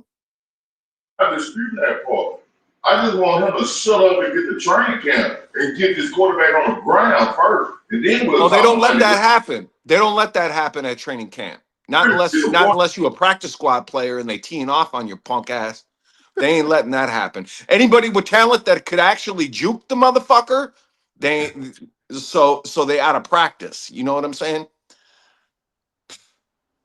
Northfield But said hey, you 2 times. Yeah, there's no restriction on a franchise tag. I looked it up. You could be any age. You have to have been in the league 4 years before they can franchise you, though. Right. That's the only rule. That's what the rookie contracts are. Yeah, Oh, exactly. UDFAs are 3 years, so they can't franchise UDFA. Yeah, exactly. the hell So, up out of here, Skull. I'm gonna get back with you if I can. Y'all stay up, bro. You too, bro. Hold it All down, right, Dre. All right, bro.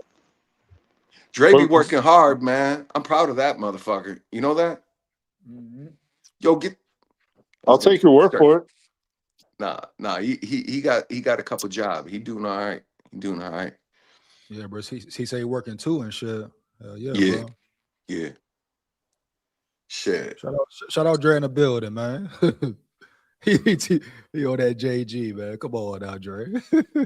Yeah, but like his pressure rate, Grenard's pressure rate is fucking elite, bro. And that's all you really need to do, man. You know what I'm saying? Just speed that fucking clock up. Make that motherfucker scared. Yeah, bro. Pressure changes everything, dog. Everything. Real shit, bro. Yeah. Hey, who y'all think the best corner in the draft is, man? I mean, I think I go back and forth between the LSU kid and Cisse, but yeah, it's probably Mansour Delane and then Brandon Cisse, but they're really good. Avion Terrell, man, whenever we watched his film and shit, it's real nasty, but that lingering soft tissue injury that keeps popping up with them, man, I don't like that shit, man. The Bears drafted a guy like that Kyler Gordon, their nickelback, who they paid, and he had that shit before camp his rookie year, and bro, he's been missing games every season, and it's like, I don't know if I would probably avoid him, honestly. Yeah, let me pause you on the Terrell thing. So like he's coached up from his brother, from his big brother. So he knows all the popping the ball out, that peanut shit. You know what I'm saying? He knows all the tells to a wide receiver's route tree. He knows all that. So he's topped out. His ceiling is there. Like if you think he's going to come in and get better, I think that you'd be wrong. You know what I'm saying? So you have to look at him as a player that you're drafting to be who he is. You know what I mean? Right. Hold on. Why can't he come in and get better? Like, why do you say that? Or what do you mean? Because his brother got him coached up so tough. But that's just one aspect of the game, though, bro. Like being he would get better at that. If anything, he would keep improving at that, bro. Especially once the game slows down. You can always come in and get better, dog. You know? Well, that's like what I'm seeing. My thing is this: all the coaching, all the non-coaching, it doesn't matter with injuries, man. That's kind of like the wild card. You know what I mean? So if you got the lingering injury thing, it is what it is. That's my point. Right. Yeah. So you're right. So what is the injury, Broski Bear? Exactly. He's had like this hamstring soft tissue deal that he had it like during the end of the season, and then like supposedly they came out with an article like 2 weeks ago, like he still has it and shit, and like it keeps like going away and coming back, and they don't really know why. Hamstring is too, man. Hamstring lingers on, bro. Yeah, and I'm telling you, the Bears got a guy like that Kyler Gordon, man. That was his thing. Everyone's all hyped. They drafted him. Then it was like a month before the season. Oh, soft tissue deal. Oh, like what the fuck? And then it was just like, then he misses, like he starts the season on the PUP list his rookie year. Then he's missing 5, 6, 7 games every season. And it's like, what the fuck? Yeah. He's really good when he's out there. He's really good when he's out there. He's really good. Yo, you think these motherfuckers are ducking? Because they seem to get hurt a lot in the offseason, bro. Who that? You talking about Gordon or who? Yeah, I'm just saying players in general, man. players in general seem to have a whole lot of other agendas going on besides what they should be grinding on. You know what I mean? I mean, there's being in good physical shape, and then there's being in good football shape, man. Just because you're in good physical shape and you can run fast and you got endurance running and you can bench a lot of weight or squat a lot of weight doesn't mean you're in the football shape you need to be in. So that's why they be popping their ACLs all the time in training camp. Shit is crazy, bro. A lot of injury be happening, bro. For real. Yeah. Look at this punk chump here. He say, "You guys suck as podcasters. Your mama suck, boy. What's up?" The hell wrong with you, James Diggs? Your mama suck. Shout out James Diggs. James Diggs in the building. James Diggs. Hey, like, comment, and subscribe, dog. You hear me? Yeah. Merry Christmas to you too, motherfucker. Yeah, man. He can fucking digs these motherfucking Pradas out his fucking ass and be shit in style for the next 2 weeks, motherfucker. You hear me? Fuck out of here, boy. Where your mom at, bitch? Here we go. You're an elite fucking company coming on this fucking podcast with us here. Right? Let's turn this shit up, man. Hey, North say, you don't have to be here then, James Diggs, little bitch. What up, man? You little bitch. Big facts, North. Big facts, dog. I mean, really, why would you waste your time? You know what I'm saying? Spending your time on something you don't like. You don't like it, motherfucker. Get your ass on then. Don't even waste the time fucking typing with your little short fucking stubby fucking thumbs, you little bitch, little midget motherfucker. Hey, he really love it, Dale. You hear me? Yeah. I know it. Yo, I like Will Lee, the cat out of Texas A&M, the corner. Yeah, bro. He a bigger dude. He carry a little more weight. He can press. You know what I mean? I want a solid fucking corner, bro. I want a solid corner. Let me ask you this, Dale. So what round should they go corner then? Yo, I would go corner. It depends upon how the board falls. I also like Pons. Pons, I think, is going to be phenomenal, man. Yeah. You know what I'm saying? Like Pons is probably, for me, Pons is if Cisse or Pons were available in the second round, I would seriously think about taking them.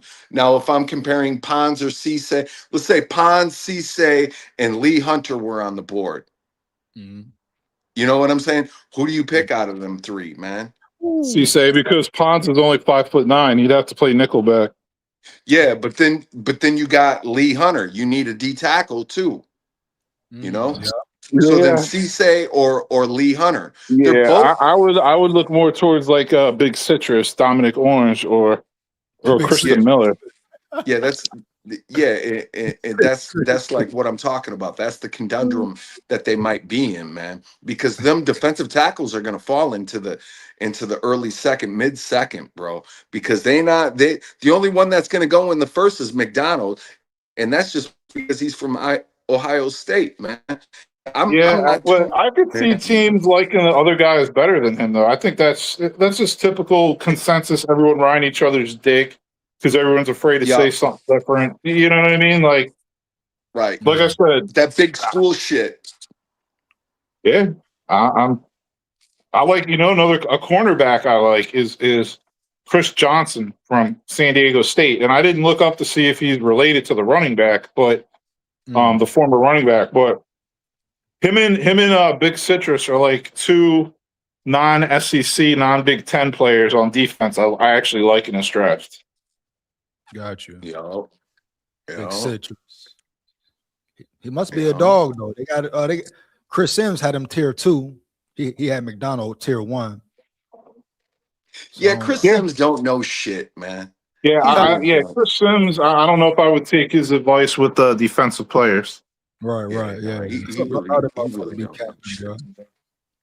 He be capping too, man. I mean, we all really don't. It's all about who you come in and who you fit with. You know what I'm saying? Like, and that goes into body types and shit. And you really ain't gonna see that until you get the motherfucker on the field in practice, lined up with his brothers around him and see how you can scheme them into the game. You know what I'm saying? Because like the NFL rocks it like, okay, we're going to get you a pressure this time, right? We're going to get you a pressure this time. So they'll slant their D tackles. You know what I'm saying? They'll loop stunt their tackles or their outside linebackers to get pressure for one guy. So can that one guy smash out two dudes to free up another one? You know what I'm saying? Because it doesn't necessarily have to be about the one-on-one battle that you win. It's how well do you work with everybody around you? You know what I mean? Kind of like us three, the 3-pack bonanza up in this motherfucker. Fuck you, James.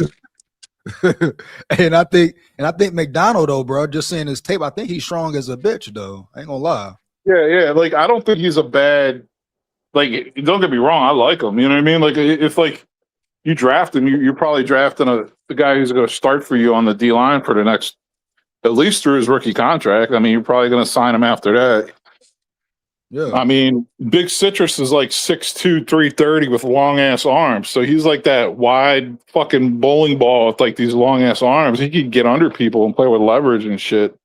Christian Miller's just a fucking beast. I think he carries his weight better than McDonald, man. See that's why I like him better. I agree. And that's why I like Christian Miller better too, because Christian Miller, man, you can't move him. And he's got long arms too. And he's a little bit taller than Big Citrus, but he was also playing in the SEC at Georgia, not in the Big 12. So yeah. Different competition too, you know what I'm saying? Yeah, Christian Miller's my number one. Big Citrus is my number 2. McDonald's probably my number 3. Damn. But they're all gonna. I think they'll all be good. Yeah, like it's you know who I like. I like Xavier Harris, broski. I didn't really look into him too much. You should look. You should check him out, man. You should check him out. I will, man. I'll be looking into stuff more. What school he from, though? Ole Miss. That's Ole Miss, right? Yeah. Ole Miss. Seemed like he flashed in that Miami game, didn't he? Bro, he's one of them players, bro. He's a role player. That means he's unselfish. Like he does things that he can play up and down the line. You know what I mean? Yeah. He's 6'8", 330. He can play up and down the line. You know what I'm saying? 6'8"? Yeah. That's too tall to be on the D line, man. For being a tackle. I don't give up. I don't know about that, broski. If you watch the film, he slants his body, dude. He gets down low enough, but his arms, he's so long that he can reach out and touch a motherfucker. You know what I'm saying? And hold him at bay. You know? Especially if he can play low, bro. Low pad level at 6'8". Strong as hell. Yeah, but a guy like a guard or a center who's like 6'3", 6'4", they're going to be able to get lower, and they're going to be more broad, and they're going to be able to get under him and move. And that's my only thing. Yeah, but the thing is that he's carrying that 330 like he's slender, bro. He could still put on more weight if he wanted to. Bears got a guy like that too, Gerv Dexter. He's 6'6", like 320, and he just gets moved to the fucking side on run plays, man. He just hasn't figured it out how to anchor. Yeah, we can't have none of that. Every player different though, dog. Like it's about development too. You know what I'm saying? But I don't think that I would have him playing nose or anchoring down. You know what I'm saying? That's a different type of player. Like a Dominic Orange, I would have him as your nose. You know, that's the thing. If you're using him as like a 3-tech or something, then he's got to have that explosiveness off the ball and some pass rush ability, which I don't know if someone that tall playing D tackle will be able to do either. But hey, what do I know? Maybe the guy's going to turn out and shock the fucking world and tell Brisky to shut the fuck up. Everybody's wrong every now and then. What's up, Norris? Norris in the building, man. Hey, boys. What's up, Norris? Hey, who's that real tall bastard out of Oregon last year that everybody was clamoring over? I was looking at both of his line mate buddies that were going to be better than him because of his height. He was like 6'7" as well. Yeah, you can't play nose tackle that tall. You're going to get washed out. Yo, he's more of a defensive end, though, wasn't he? P. I want to say his name started with the P or some shit, right? Shit, I can't remember his name right now. Damn. You got to understand your personnel as well. If you got a Right. if you got a guy playing out of position, that's on you. That's where coaching comes into play right there, development and shit. Right. Like you put him where he fits in the scheme. If he should be outside, put him outside. Every player is different. Yeah, and the player has to be unselfish in that way to be able to want to do that too. Right. It's like Javon Hargrave. He trying to throw Flores on under the bus low key, talking about, oh, in his scheme, sometimes you just got to take double teams and shit. Duh, bitch. That's part of your job. Yeah, that's what a nose tackle does, motherfucker. Like you couldn't do it. Don't try to sit here and disrespect Flores, dog. And that's all I want from the nose tackle. Like that's why I want the Bears to get one of those three guys. Give me Kristen Miller, Dominic Orange, or McDonald, because that's all I'm concerned about with them. Just eat 2 blockers on every play. Yeah. I don't care if you don't get a sack the whole season. I don't care if you have 15 tackles the whole season. Eat 2 blockers on every fucking play. Free someone else up. Bro, that's so important, broski. You know what I'm saying? Like that matters. Yep. Everybody can't do that. You know what I'm saying? Like everybody can't do that, bro. Nope. Shit, Javon Hargrave complaining. You couldn't do the job. Yeah, people started getting on that happy-go-lucky shit. It was a trend. Like we all know, NFL is about trends. And the last like 5 years, everyone's like, "Oh, we want a 3-tech. We want a 3-tech." Motherfucker never played football. They're like, "We want a 3-tech who can pass rush." It's like, motherfucker, how about you get some defensive ends who could pass rush? Right. Get some edges who can pass rush. Make sure you have a safety or a nickel back who can blitz, and make sure your fucking middle linebacker can blitz. You don't need your D tackles to pass rush. Hey, yo, let me get this off right quick and circle back to corners real quick, because we was talking about corners. There's some tall ass corners in this draft. The reason why I like Will Lee is that he's 6'2", but there's also Devin Moore, who's 6'3", Tacario Davis, who's 6'4", fucking Stooks, who's 6'4", and that's just 4 dudes, and that's beyond. Nobody's even talking about those dudes. I'm saying that like this draft class is in the defensive back room, man. It's deep than a motherfucker, man. It really is, man. I love this corner. This cornerback. I mean, it's a pretty solid safety draft, but it's like a top tier, like top notch cornerback draft for sure, man. Yeah, Prysock, he's up there with Tacario Davis in Washington. Yep. He's 6'3" as well. Y'all. Big corners, bro. Where it's at. What you said, Prysock? Oh, you told me about him before, right? Yeah. Ephesians Prysock, yep. You told me about him before, yeah. Hey, how y'all feel about McNeil Warren, safety out of Toledo? He looked pretty good. I mean, if you need if the Bears take him at 25, I'm thrilled, because they need a strong safety, man. They need a box safety. And he's like a one position player. He's really not ever going to be a nickel. He's not a free safety. He's at box safety, man. So if you need one, I think he's a good one. I think could be a real good one. Yeah, that's what I see too. I see him as a box safety.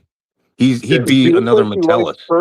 He looks like he likes hurting people out there. Like he pops people, and he like takes pride in doing that. So I kind of dig it. Yeah, I love that shit, North. North. Definitely. I remember that cornerback from Toledo came out a couple of years ago on the Eagles. He was already as a rookie. Yeah. He was like one of the best cornerbacks in the league as a rookie. Now he's like probably the best cornerback in the league. He came out of Toledo? Yeah. Damn. Mitchell. Yeah. Mitchell. Yeah. Quinyon Mitchell. Yeah. Yeah. He's fucking, I don't know. He's probably the best corner. If I had to pick one cornerback, it's probably him. Oh, honestly. Did he go to the Eagles? Yeah. He went to the Eagles a couple years ago. Yeah, got you. Okay. 27. Yeah, number 27, right? Yeah. So, I mean, yeah, this guy might be another one of those Toledo defensive backs who's just ready to step in as a rookie and play. To me, it looks like he is. Yeah, King That's Cleaver a buyer beware type move right there, man.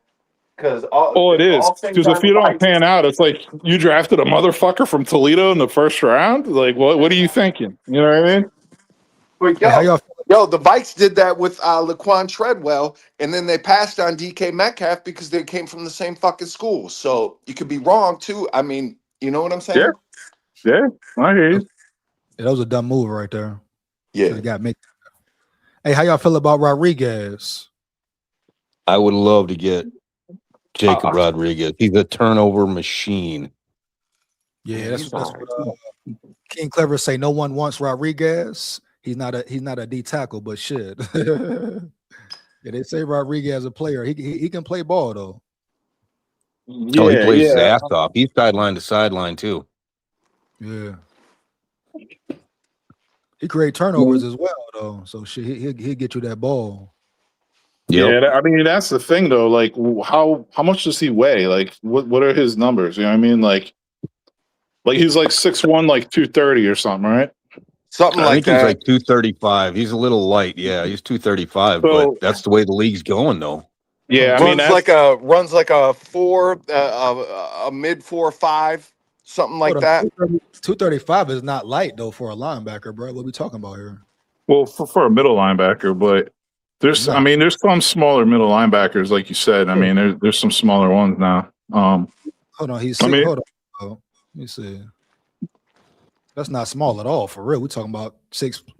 For an outside linebacker, but a middle linebacker, you want him to be more than 230 pounds. Shit, I want my middle linebacker to in a 3-4 defense. I want that motherfucker. I want one dude that weighs 260 and another guy that weighs 235 and can fucking fly. You pair him up that way. 4-4.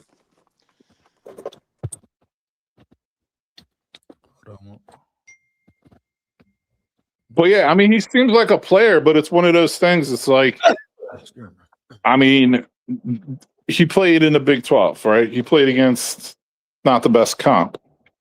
Right. You know what I'm saying? So it's like, I like him. I definitely think he's an NFL linebacker. Don't get me wrong. He's going to get drafted, and he might be a real good player in the NFL. But is he first or second round worthy? Like, you know what I mean? Because I don't know. You can find.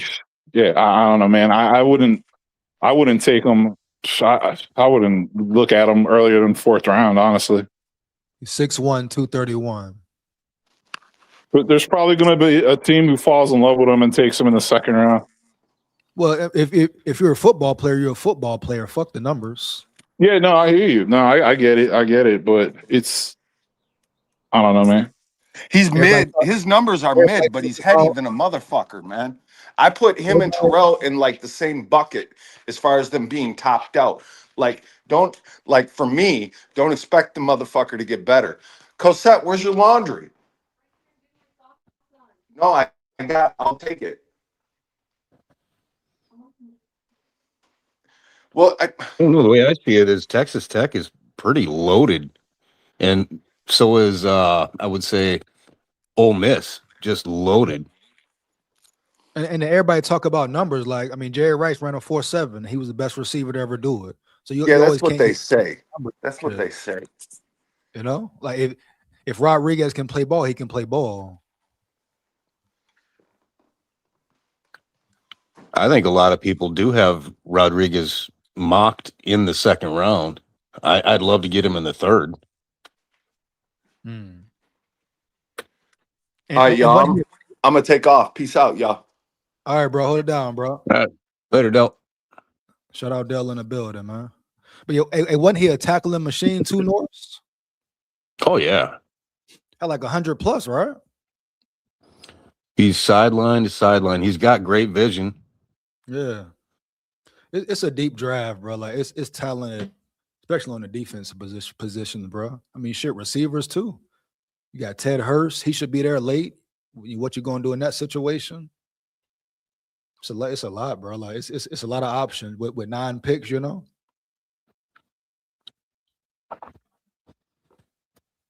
Hell yeah. But who would you want to take, Norris? First pick of the draft. I like Peter Woods. Yeah, you said that. I like him too, though. He's definitely athletic. But again, kind of like with what Broski was saying, you do really want a solid nose tackle that can eat up a couple people in a couple gaps, you know. So, and Peter Woods is not that guy. He's more of a 3. Mm-hmm. Yeah, I mean, because think about having a guy who can eat up blocks alongside Jalen Redmond, who does the same thing. That'd be crazy. But I do think you could find one of those guys, a little bit later as well. Yeah, deep draft definitely. I mean, as far as the trenches go, I would just be focused on building around Redmond for real, bringing somebody in to match with him, because he's already a dog up front. And he gonna keep getting better. He really just getting started. Yep, he's young and looking great already. So yeah, there's a plus for sure. Like you bring in another juggernaut, shit. Your trenches is set. Then you talk about Rodriguez. He's good. I'm excited about Tyrion Ingram. Like so we could be in a good position up front, man. Depending on how I think so too. Tyrion Ingram Dawkins, he's gonna be a beast. I think he is. Yeah, he's got those measurables, man. He just does. He needs to get coached up a little bit, and I think he's gonna be a dog. Yeah, coached up, and just growing into his body more. That's it for him. Yeah, the way and trained, dog. But how you feel? Yo, what up, D Woods? You said what? I see D Woods is in the building. Oh, shout out D. He said, "Damn, y'all up early. Let's get it, man." Shout out School State of Mind in the building, man. Here we go, man. Now, but yeah, hey, so how you feel overall about the Vikings, Norse? You feeling better about it? You got hope or what? Man, I'm always gonna have hope, but I don't know. I don't like KOC, and with this ownership, man, think about this.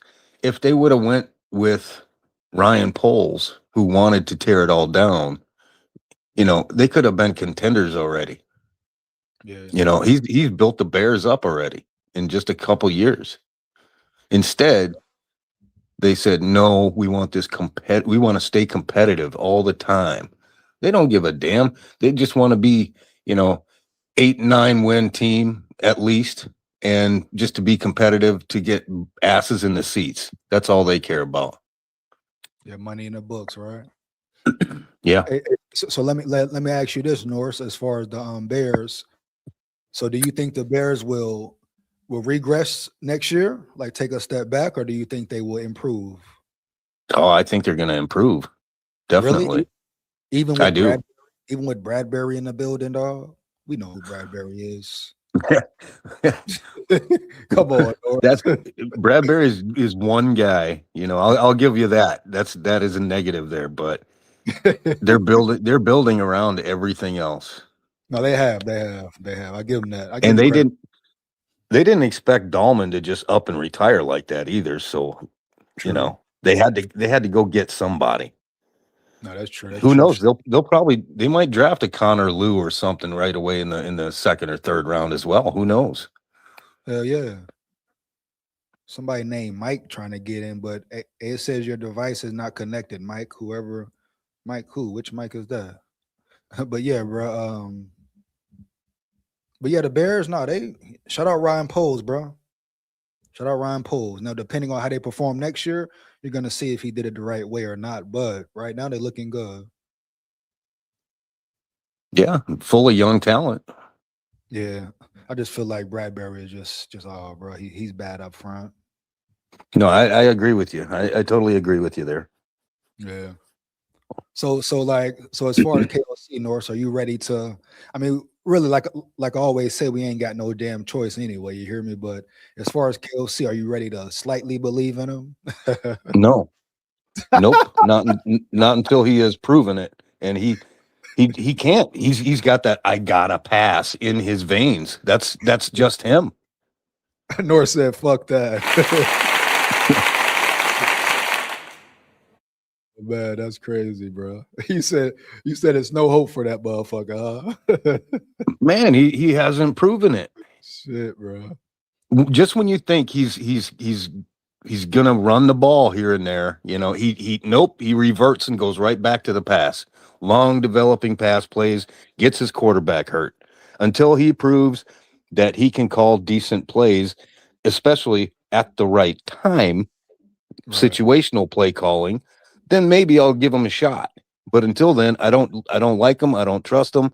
I do not have any belief in him.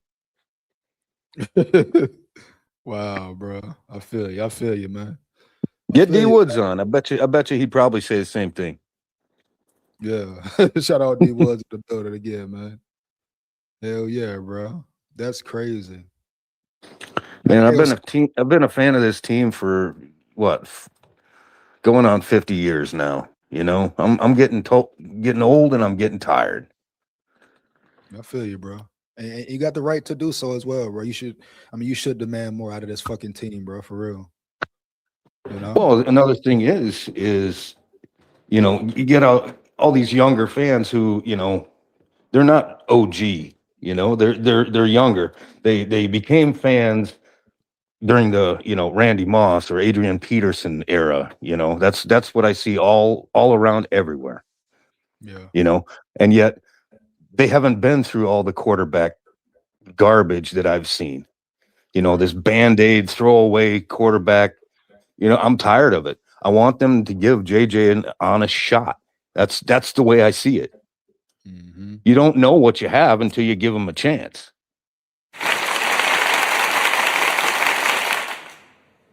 Yeah, bro. And he deserves a fair chance too. You know what I'm saying? 100%. Shout out Big T in the building. He said, "Who is he talking about? Talking about that punk Trump KOC here." Come on, bro. But McCarthy, and the thing about McCarthy, you know, Norris, we're gonna see if he gets a fair chance because everybody say, "Oh, how will you know?" Are people? It's gonna be people at practice. We're gonna see who gets what this rep and that rep. Is it balanced or not? You can tell certain things will tell you if it's a fair competition or not, though. Right. And you know, as far as like all the preseason stuff, we already know that KOC doesn't like to use his starters in these preseason games. So if you see JJ McCarthy out in the preseason for, you know, several quarters, yeah, watch out because he might try to trade him. Or if you see them both out there, you may say, okay, they're still trying to figure it out. But if it's just McCarthy, facts, like something going on, you know? Yep. That's what I see. Hold on. King Cleaver said, I tried to tap in and you said, who's Mike? I tried. No, hey, King Cleaver, hey, your audio was fucked up, bro. It wouldn't let you in. Fix your audio, then come back. Yeah, bro. Your name Mike on there, right? Yeah, it wouldn't let you in, dog. Fix your audio, King Cleaver Heavy. Let's get it. Come back up. But yeah, we're gonna see though, Norris. We're gonna see how it go. We'll see. If it's just McCarthy out there, yeah, you damn right. Something going on, some sketchy bullshit. No bullshit. Yeah. I wanted to come on when Dell was on. I wanted to tell him. Well, he was there too. I did that same mock draft that he was talking about last night about the guy wanting to throw his chair. He did the same thing to my mock draft because it didn't fall very well for me. So I ended up getting Jordan Tyson and Jadarian Price, and that dude was not happy. Oh shit! You went offense heavy, huh? I did. It was just a 3-round that, you know, so they could go through other people doing their mocks and stuff. So it was a quick one. Didn't have any time to you know, look through a lot of picks either, but yeah. And see, at the same time, like as fans looking at it, you know, scouts have their certain jobs. This is their job year round, right? Peep the scene and check out the talent. So they should have, like KOC said, probably 100 players or more on their list, right? So for them, as far as the draft goes, shouldn't be that difficult, bro, if you're really putting the work in. Exactly. And you know these teams now, they're going through thousands of mock drafts every day. Yeah, you know, or on a few day basis at least. Right. We're looking at this shit. Yeah, we know a few names. You do your research and shit, but at the end of the day, we don't know every damn body in this draft at every position. Yeah, right? And every team has every player slotted in a different spot too. So, you know, it's a crapshoot. Yeah, that's why I say that's where scouting comes in. Do your damn job and do it well. Mm-hmm. So we're gonna see We're gonna see what Brzezinski does, bro. But the benefit of the doubt I will give Rob Brzezinski right now. I like the moves he made in free agency. I can't admit that. I can't admit that. I think James Pierre is going to be a sneaky good pickup. I do. Oh yeah, James Pierre's your starter. Isaiah Rodgers your backup on that side. So I feel about it. Isaiah's got the speed. I'll give him that. And he had one hell of a first half against the Bengals. But he did get cooked a couple times. Yeah, bro. But you like certain games when he got exposed real bad. No disrespect to him. Definitely utilize. But hey, it's time for a new player to come in there. That's all I'm saying, bro. And it's good to have him as a depth piece. That's a plus there. But yeah, so Brzezinski, if they can win this draft, dog, I'm gonna be very excited. You know? Yeah. I mean, we all say what we want them to get and what we, and what seems to be pretty evident, but where are they going to go? What are they going to do? Right. Yep. Every year. I mean, let's be real, Norse. Not many expected them to go the Donovan Jackson route last year either. No, but it ended up being one hell of a pick. Right. If he can stay healthy, But definitely. Well, he had that surgery that kept him out like one game, and then he's like, "Nope, get me back in there." Yeah. So he's a tough kid. Tough as a bitch, and some people, he's low spoken, like calm and shit, but he get on that field, bro. It's over. Yeah, I love that. I love that about him. Yeah, different side comes out there, bro. No cap. For real. Yep, he's a gentle giant until he gets out there. Hell yeah, man. Hell yeah, bro. Hey, but I'm finna get up out of here. Norse, finish this live up. Good chopping it up with you, bro. All right, brother. I'll catch you later. All right, man. Hold it down, man. I'll let you later. All right, late. SKOL VIKES, man. Shout out Norse in the building. Shout out Norse in the building. He said, I've never done this before. I just have a phone and said the site wouldn't allow me in. Nah, bro. I don't know what's up with your phone, man. But next time, yeah, just click the link. You got a phone, whatever you want. Just click the link on YouTube. Make sure you hit the YouTube link, bro. I'll let you in.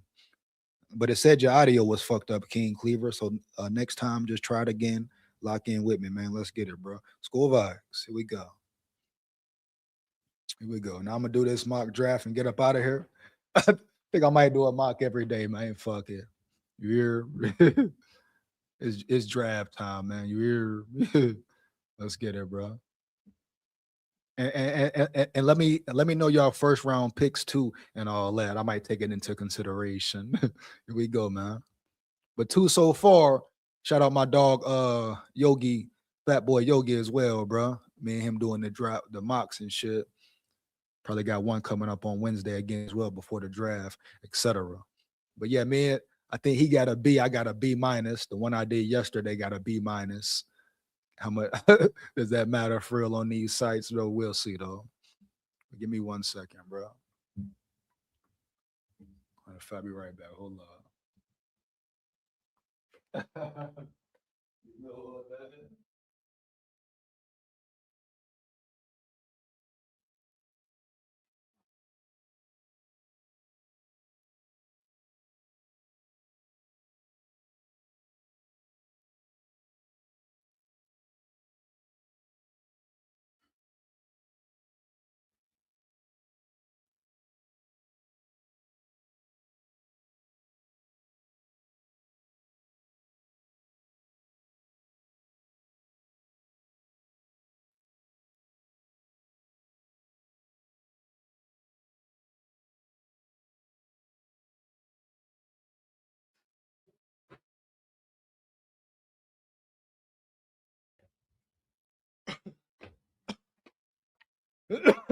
We got.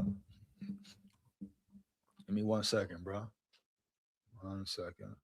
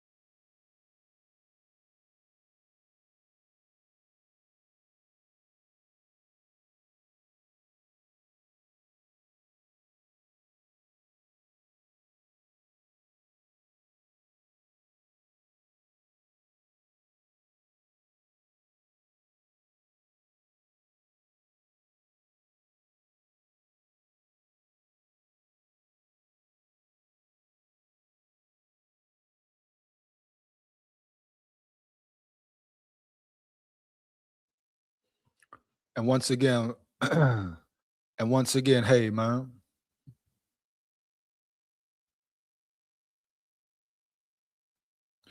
Here we go. 1 second. Now I had it on mute, King Clever. I had it on mute, dog.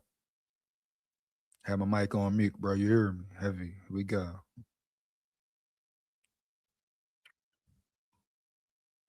What you say, Big T? Y'all can complain about you don't pass up signing Kyler Murray for 1.3 mil for a year. It's cool. I'm not, I didn't say they should have passed up on him if it's about bringing in competition. That's not the problem, Big T. The problem is if it's not a fair competition, if McCarthy doesn't get a fair chance, that's it. That's all. So you coming in here trying to make it about, oh, no one likes Murray, no one this, no one that. I've said it numerous times. If Kyler Murray goes in there, wins the job fairly in a true QB battle, if he leads the Vikings all the way to the playoffs, to the Super Bowl, whatever, why the hell would I be mad at that? I would support that. I would fuck with that heavy. Think I'd be sitting here and being mad? It's not about a dislike or having disdain for Murray. Shit, you hear me, dog? Got nothing. I ain't got nothing against the motherfucker. All I'm saying is it's Team 9 over here. And I got the right to say it's Team 9 over here. You hear me? Period. Being a real Vikings fan, bro, no cap. I ain't got to hop on Murray's nuts like everybody hopping on Murray's nuts, calling him K1 and shit type shit, crowning him type shit. They talking about NFC championship team now. How? You don't even know if the man will be a starter next year, right? Allegedly, according to KOC. But we've seen many times he's been on that bullshit, no bullshit. You know it. I know it. Heavy. So here we go again, Big T. Stop the cap. It is stop the cap season for a reason, no doubt. It's never been about hating Murray or having disdain for Murray. It's simply been about it should be a fair competition, and JJ McCarthy should be treated fairly. The same motherfucking attention Kirk Cousins got, Sam Darnold got, Kyler Murray, Carson Wentz got. McCarthy should get the same shit, period. And you can't tell me it's no way he did, no way in hell he did. From OTAs, from training camp to preseason, KOC ignored his fucking flaws. And this is the man you call QB whisperer? This is the man you call offensive mastermind? No. Hell to the no. That's not right, bro. Hold his ass accountable too early. So Big T, get off the Murray nuts. I understand you're one of the Vikings. You love Murray. You're on him heavy. You're a proud Vikings fan, a proud Murray fan. Cool. You crown him. Cool. Right? You don't want to see McCarthy win. Cool. But let's not get carried away. You know what I'm saying? Let's not be delusional, dog. Huh? Get out your feelings, your emotions. It's not about people not liking Murray. If he's the best man for the job, bet that's what it is. He don't get no respect off rip. All right? Shit, he ain't the leader off rip, period. Yeah, bitch, yeah. That's why you saw Jordan Addison draw a line in the sand, right? Boom. He don't just come in the building and get respect off rip. He the captain off rip. What? Huh? Take the what and leave the what? He gonna have to earn respect, earn to be a leader on this damn team, earn a starting role on this damn team. That's how it should be. Too many people just riding his nuts, though, off his name. Not his game, his name.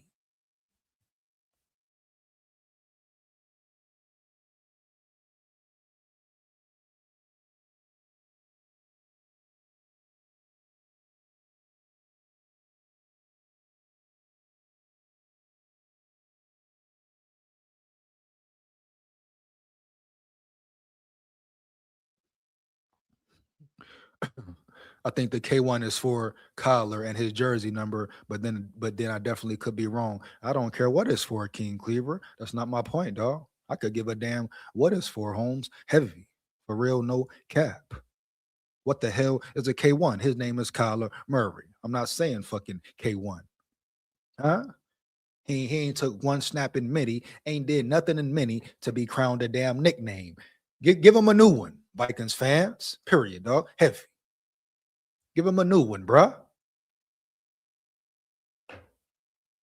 You understand? don't care what it is, Kyle or whatever. Understand? Yeah, Team 9. You hear me? Team 9, man. You know it. They know it. Here we go, man.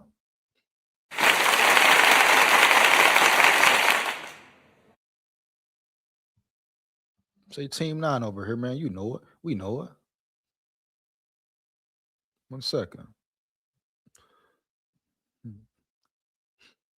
Where was that shit I had there? Hold on, man. I gotta get this shit in. Give me 1 second, man. Yeah.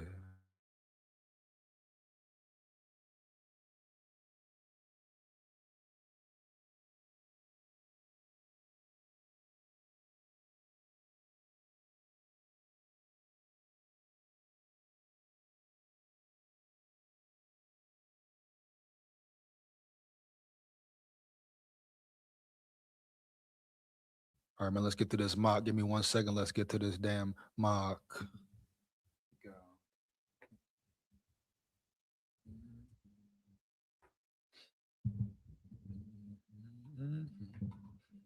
Let's get into it. Let's get into it, man. Mock draft. Let's get into it. He say, I'm Team JJ regardless. Respect. Here we go. Heavy. Here we go, man. See if I do this one a little faster today as well. Let's get it, man. See what's up. 7 rounds. Boom. Let's get it. Start it up.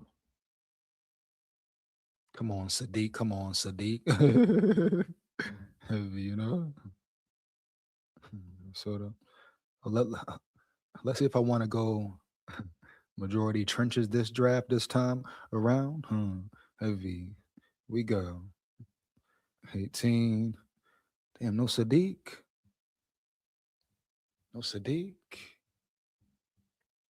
Damn.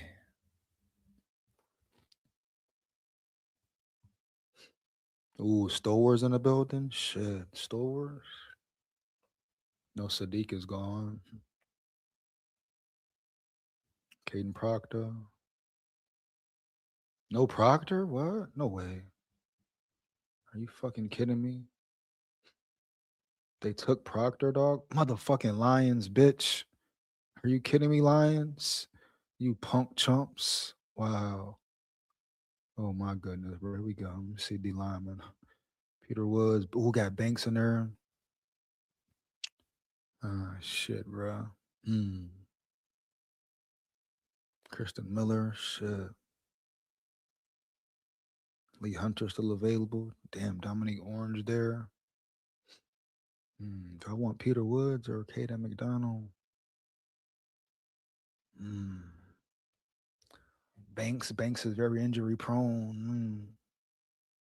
I think McDonald is very strong. Holmes, no cap. 1 year production. I like Christian Miller too. Here we go. Woo, let's get it, man. I want Miller though. Do I want fucking Miller? Heavy. Oh man, here we go. Oh man, do I want Miller, dog? All right, here we go. Fuck, do I want Miller? Hold on, let me share the screen. Man, Miller or McDonald, man. Miller or McDonald. Here we go. Heavy. Who would y'all take, Miller or McDonald? No cap. Damn, bro. Here we go. 1 second. McDonald, Peter Woods. McDonald, man. Fuck it. Let's get it. Here we go. I'm going trenches heavy. Fuck it. Here we go. You know it. Going trenches heavy. Fuck it. Here we go. Ooh, Dominique Orange still there? I might get him. I might go trenches heavy, bro. I might build these trenches for real. I might build these trenches for real. You hear me early? Give me that. Hey, motherfucker. Who's your receiver? Oh, we got Ted Hurst. Oh, my gosh, bro. Ted Hurst. Fuck it. I'm going trenches, though, Holmes. Where he at, man? we building this trench play. Nigga, fuck it, man. Here we go. What's up with center though? Hold up. What's up with center? Hold up, man. Ooh, Connor Law, Auburn, damn. Here we go. Ooh, shit. Oh, man. 2D lineman. Ooh, Dominique Orange there. Connor Law Center, though. What up? You hear me? Early. Connor Law Center, what up? Ooh. Got the boy. I got the boy. Give me Connor Law, man. Here we go. What I want. We going all trenches. Let's go. Here we go.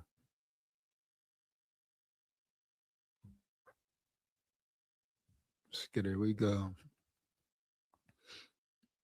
Damn, they took Ted Hurst.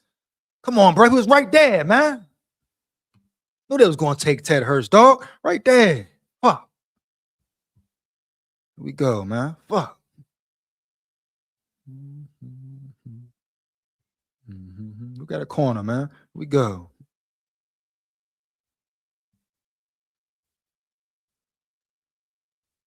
Man. Will Leader.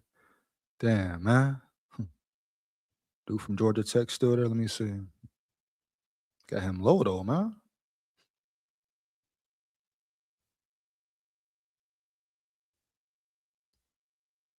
Got a safety. What a safety's at, man?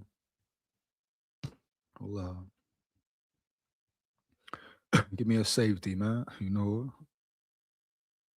Damn, who hit Holmes? Heavy. Bud Clark, TCU.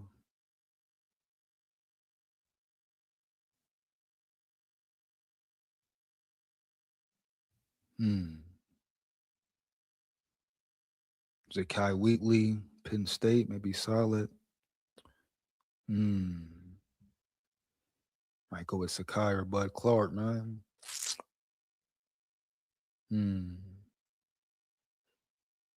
See receiver out here. Bryce Lance, oh shit, bro. He's available.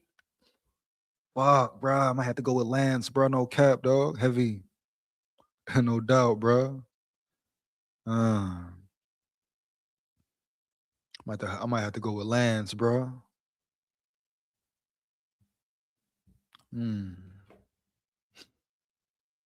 Shit, bro. Got a linebacker. Lawson in this bitch, a linebacker, man. Fuck. Damn, bro, my dog in that bitch. Ooh, wow. Man.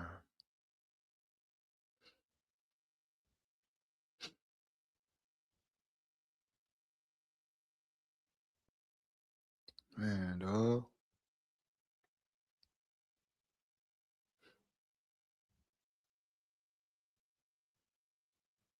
Claiborne there, running back, he'll be there, should be there. Then a receiver, Bryce Lance, though. Got D-line, got center. Corner again. Think Willie will be there. Think he'll be there. Safeties. Zach Wheatley, though. Zakai Wheatley, Penn State.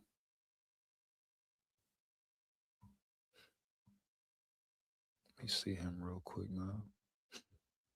Zakai Wheatley, Penn State. 4.62. He's slow as fuck. Hell no. See Bud Clark. What Bud Clark is about.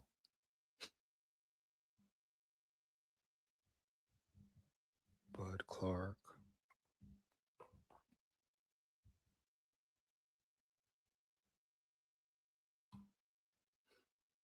Six feet, 188. 441. 441. 6 foot. I want him. No, hold on. Let's see. Damn. I have to wait on these guys here.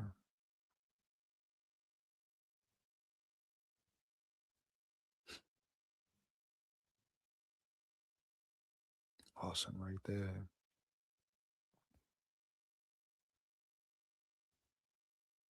Duggar right there.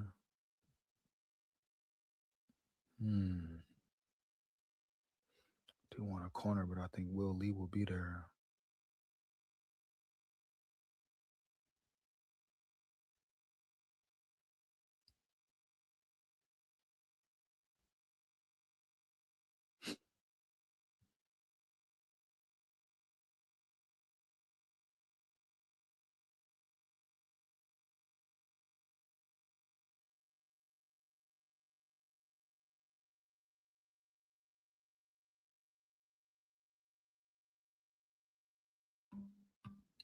Let's see.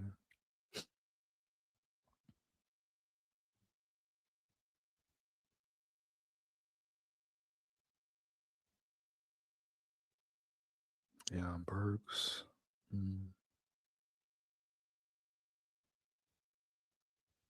They always take Claiborne, bro, every time. Oh, he's there.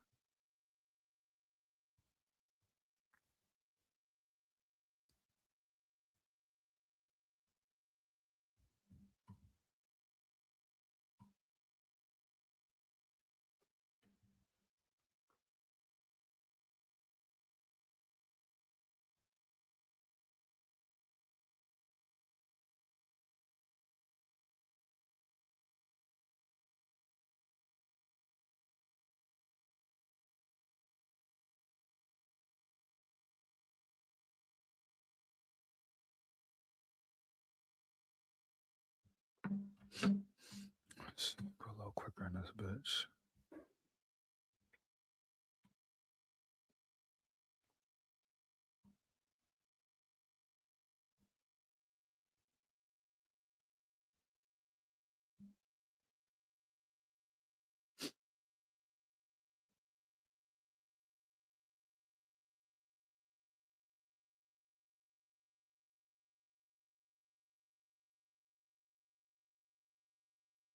Give me Murray Harvey. Take him right there.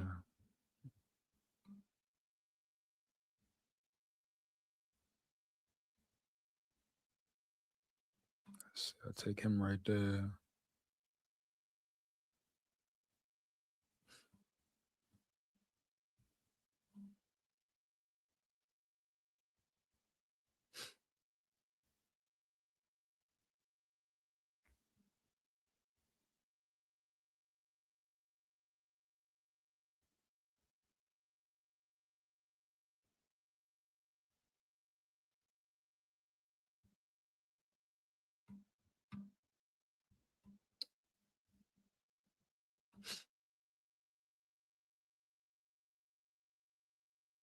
Lorenzo Styles. He's still there?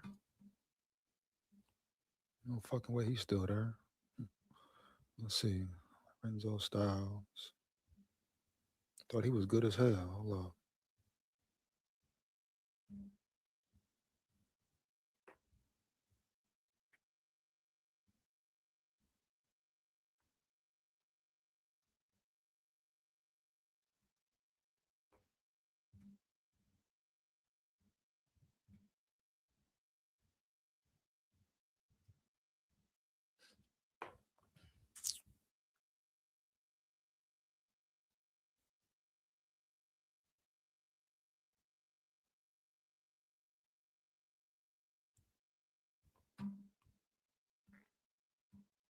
Mm, 4-3-2.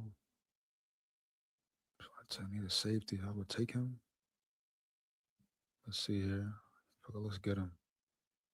No way he's there.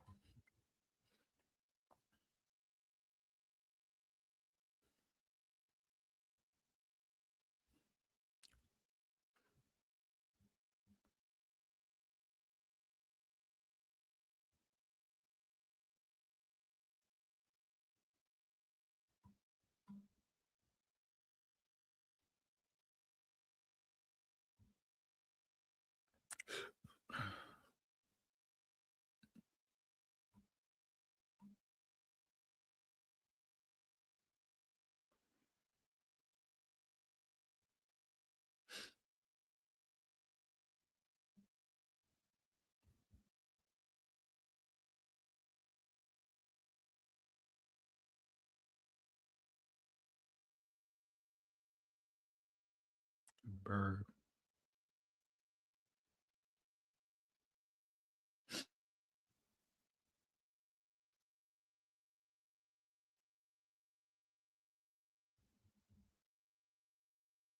You know who George Gums is, you hear me?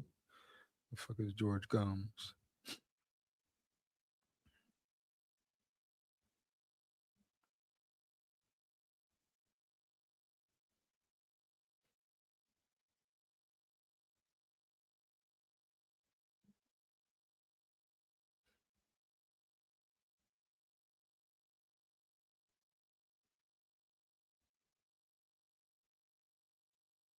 Jalen Duggar.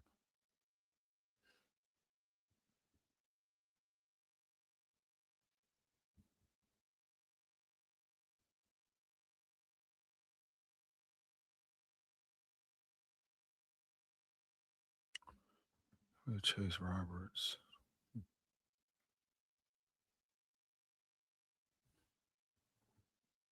Come on, bruh.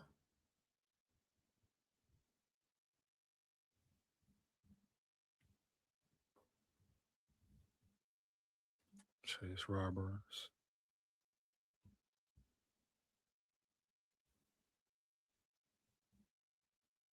Bro, what?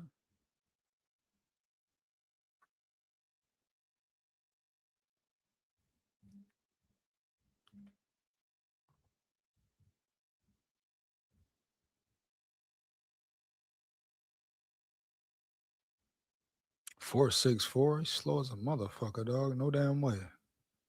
Super slow. You hear me? Heavy. What the hell? Hell no. Never, dog.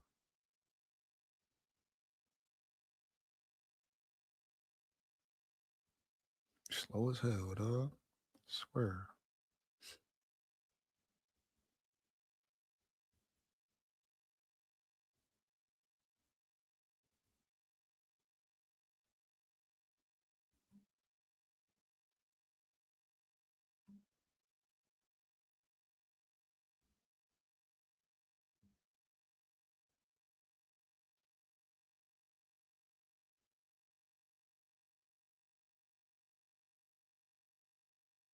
Too much about that dude there. Who is he? I heard his name before though. We go. Finish this joint up. You hear me? Or it's on me.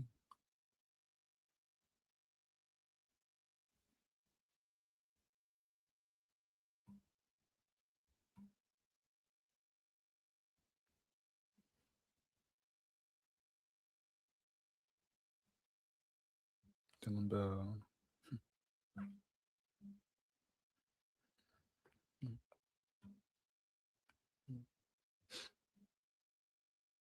Oh shit! What I got? Damn. Oh, bro, C+, bro. Damn, homie, you hear me heavy. That's what it is, bro. Bad, bro. Here we go. Yes, and so that's pretty much it for the mock draft, dog. Probably just do one every day, damn near. Once again, bro, shout out all my big dogs, my Levy dogs in the building. Shout out to my subscribers, my supporters. You are much appreciated for life, right? Never forget it. Matter of fact, hold up one damn minute in a year. 1 second. I want to see if there's any more talk on this here. Give me 1 second, bro.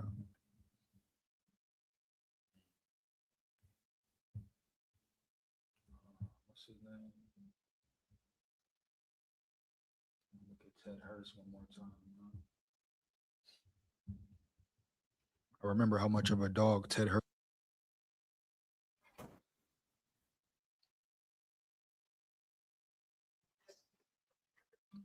Give me 1 second. Because when this, I think about the draft and I think about Ted Hurst, man. If Ted Hurst somehow, the Vikes somehow, some way, the Vikings can get Ted Hurst in this draft, bro. I think he's a big sleeper for sure. We're talking about the receiver position and all that. So I want to check him out one more time. For your iPhone. And it replaces 3 different chargers. So when I travel, I don't pack extra cables. Shut your ass up. Here we go. In there, running back. Yeah, I want to check him out one more time just to really see the talent he brings to the table. And he brings a lot of talent to the table for sure. Let me know if you know about Ted Hurst. Here we go. SKOL VIKES. Draft day is here, baby. 4 more damn days. Here we go. Panthers going to go to the air. Fade route going to Hurst. Jump ball. Touchdown. Now 1st and goal from the 5. One-on-one to Hurst. Touchdown.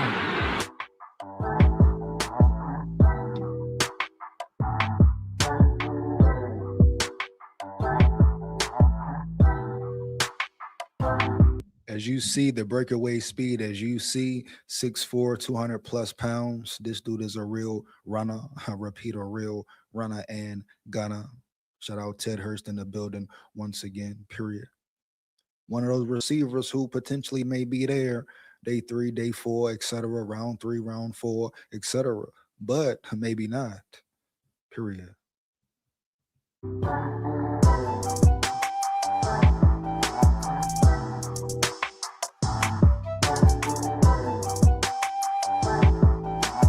We talk about stretching the field.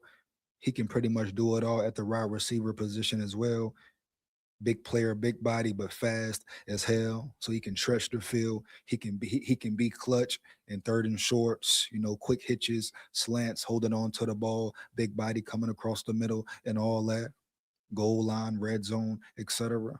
So he brings you just different aspects to the game all around. He can do everything damn near. Here we go, of course. There's certain things he needs to improve. That's the way of the game. But as far as him contributing at a high level, potentially right away, and being a later round pick, Ted Hurst may be your man's and all that. SKOL VIKES. 3-point cushion, but still a lot of time to play. And they go to their playmaker and he catches it. Ted Hurst.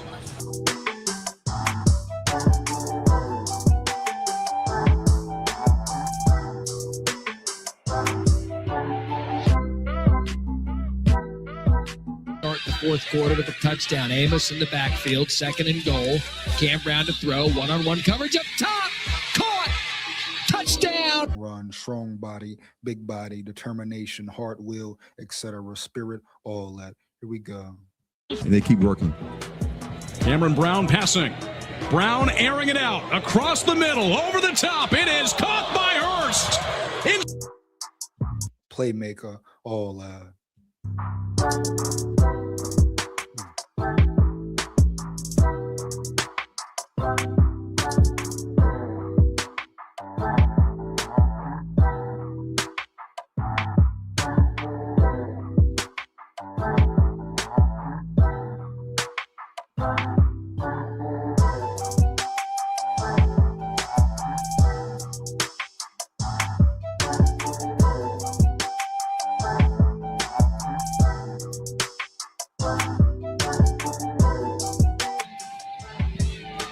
Amos now in there running back. Brown going up top, looking for Hurst, caught over the shoulder. And they continue those good times here tonight against Georgia State as Finley goes back to pass. He has a man. It's Hurst once again getting across midfield. Line to gain is the 27. Finley off his back foot, throws it up for grabs, and it's caught by Hurst. 3rd and 13. Finley right on the money to Ted Hurst. Route runner, playmaking ability, big body, can go up and get it. Big body, you can utilize him on 3rd and downs, 3rd and longs, etc. Blocking, solid run blocker, period. So pay attention to Ted Hurst for sure.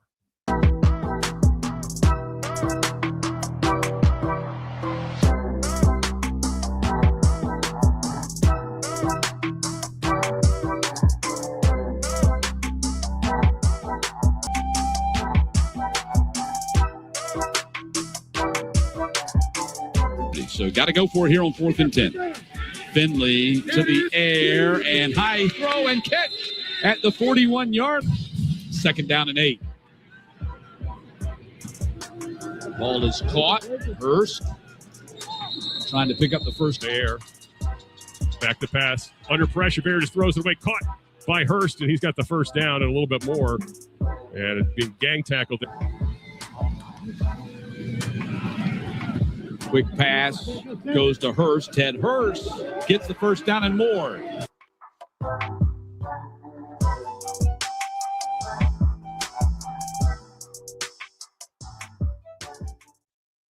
Will you be there? And that is Ted Hurst. Like I said, receiver the Vikings could potentially draft and all that. We know a wide receiver is a position of need right now, unless you can land the great Kenyon Sadiq. And he can be your starting tight end, should be your starting tight end and your wide receiver 3 at the same damn time. And that's pretty much it for the live, bro. You know, finna get up out of here.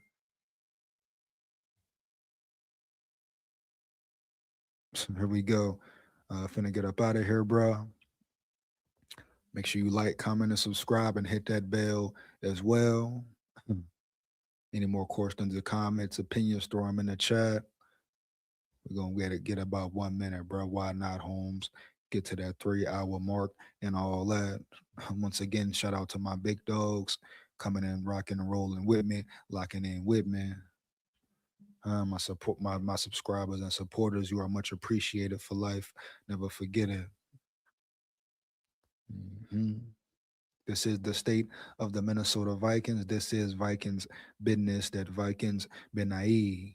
And once again, bro, let me know in the chat. Let me know in the comments. Who would your number 1 draft pick be this year? Oh, yeah. Huh? Who would your number 1 draft pick be this year? Straight up. Yeah. Lamont said, have a good day, EJ. You as well, big dog. Much appreciated. No cap. SKOL Vikes, baby. SKOL Vikes. SKOL Vikes, win, lose, or draw all damn day, every damn day. Believe that. Let's get it, man.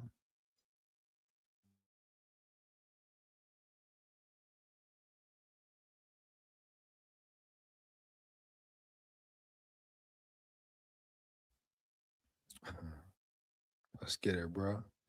King Cleaver, stay up, EJ. No doubt, no doubt. You as well, big dog. Here we go. You know what it is, man. Make sure you like, comment, and subscribe. Hit that bell as well. Support the grind. Support the channel. It takes less than 1 second. Why not? Let's get it, man. Big SKOL here. SKOL Vikes, win, lose, or draw. But we come to win. Understand me? Down at the levee. We going fishing at the levee. Hey, Lamont, handle that bed naive. SKOL Vikes. We run the north. Believe that.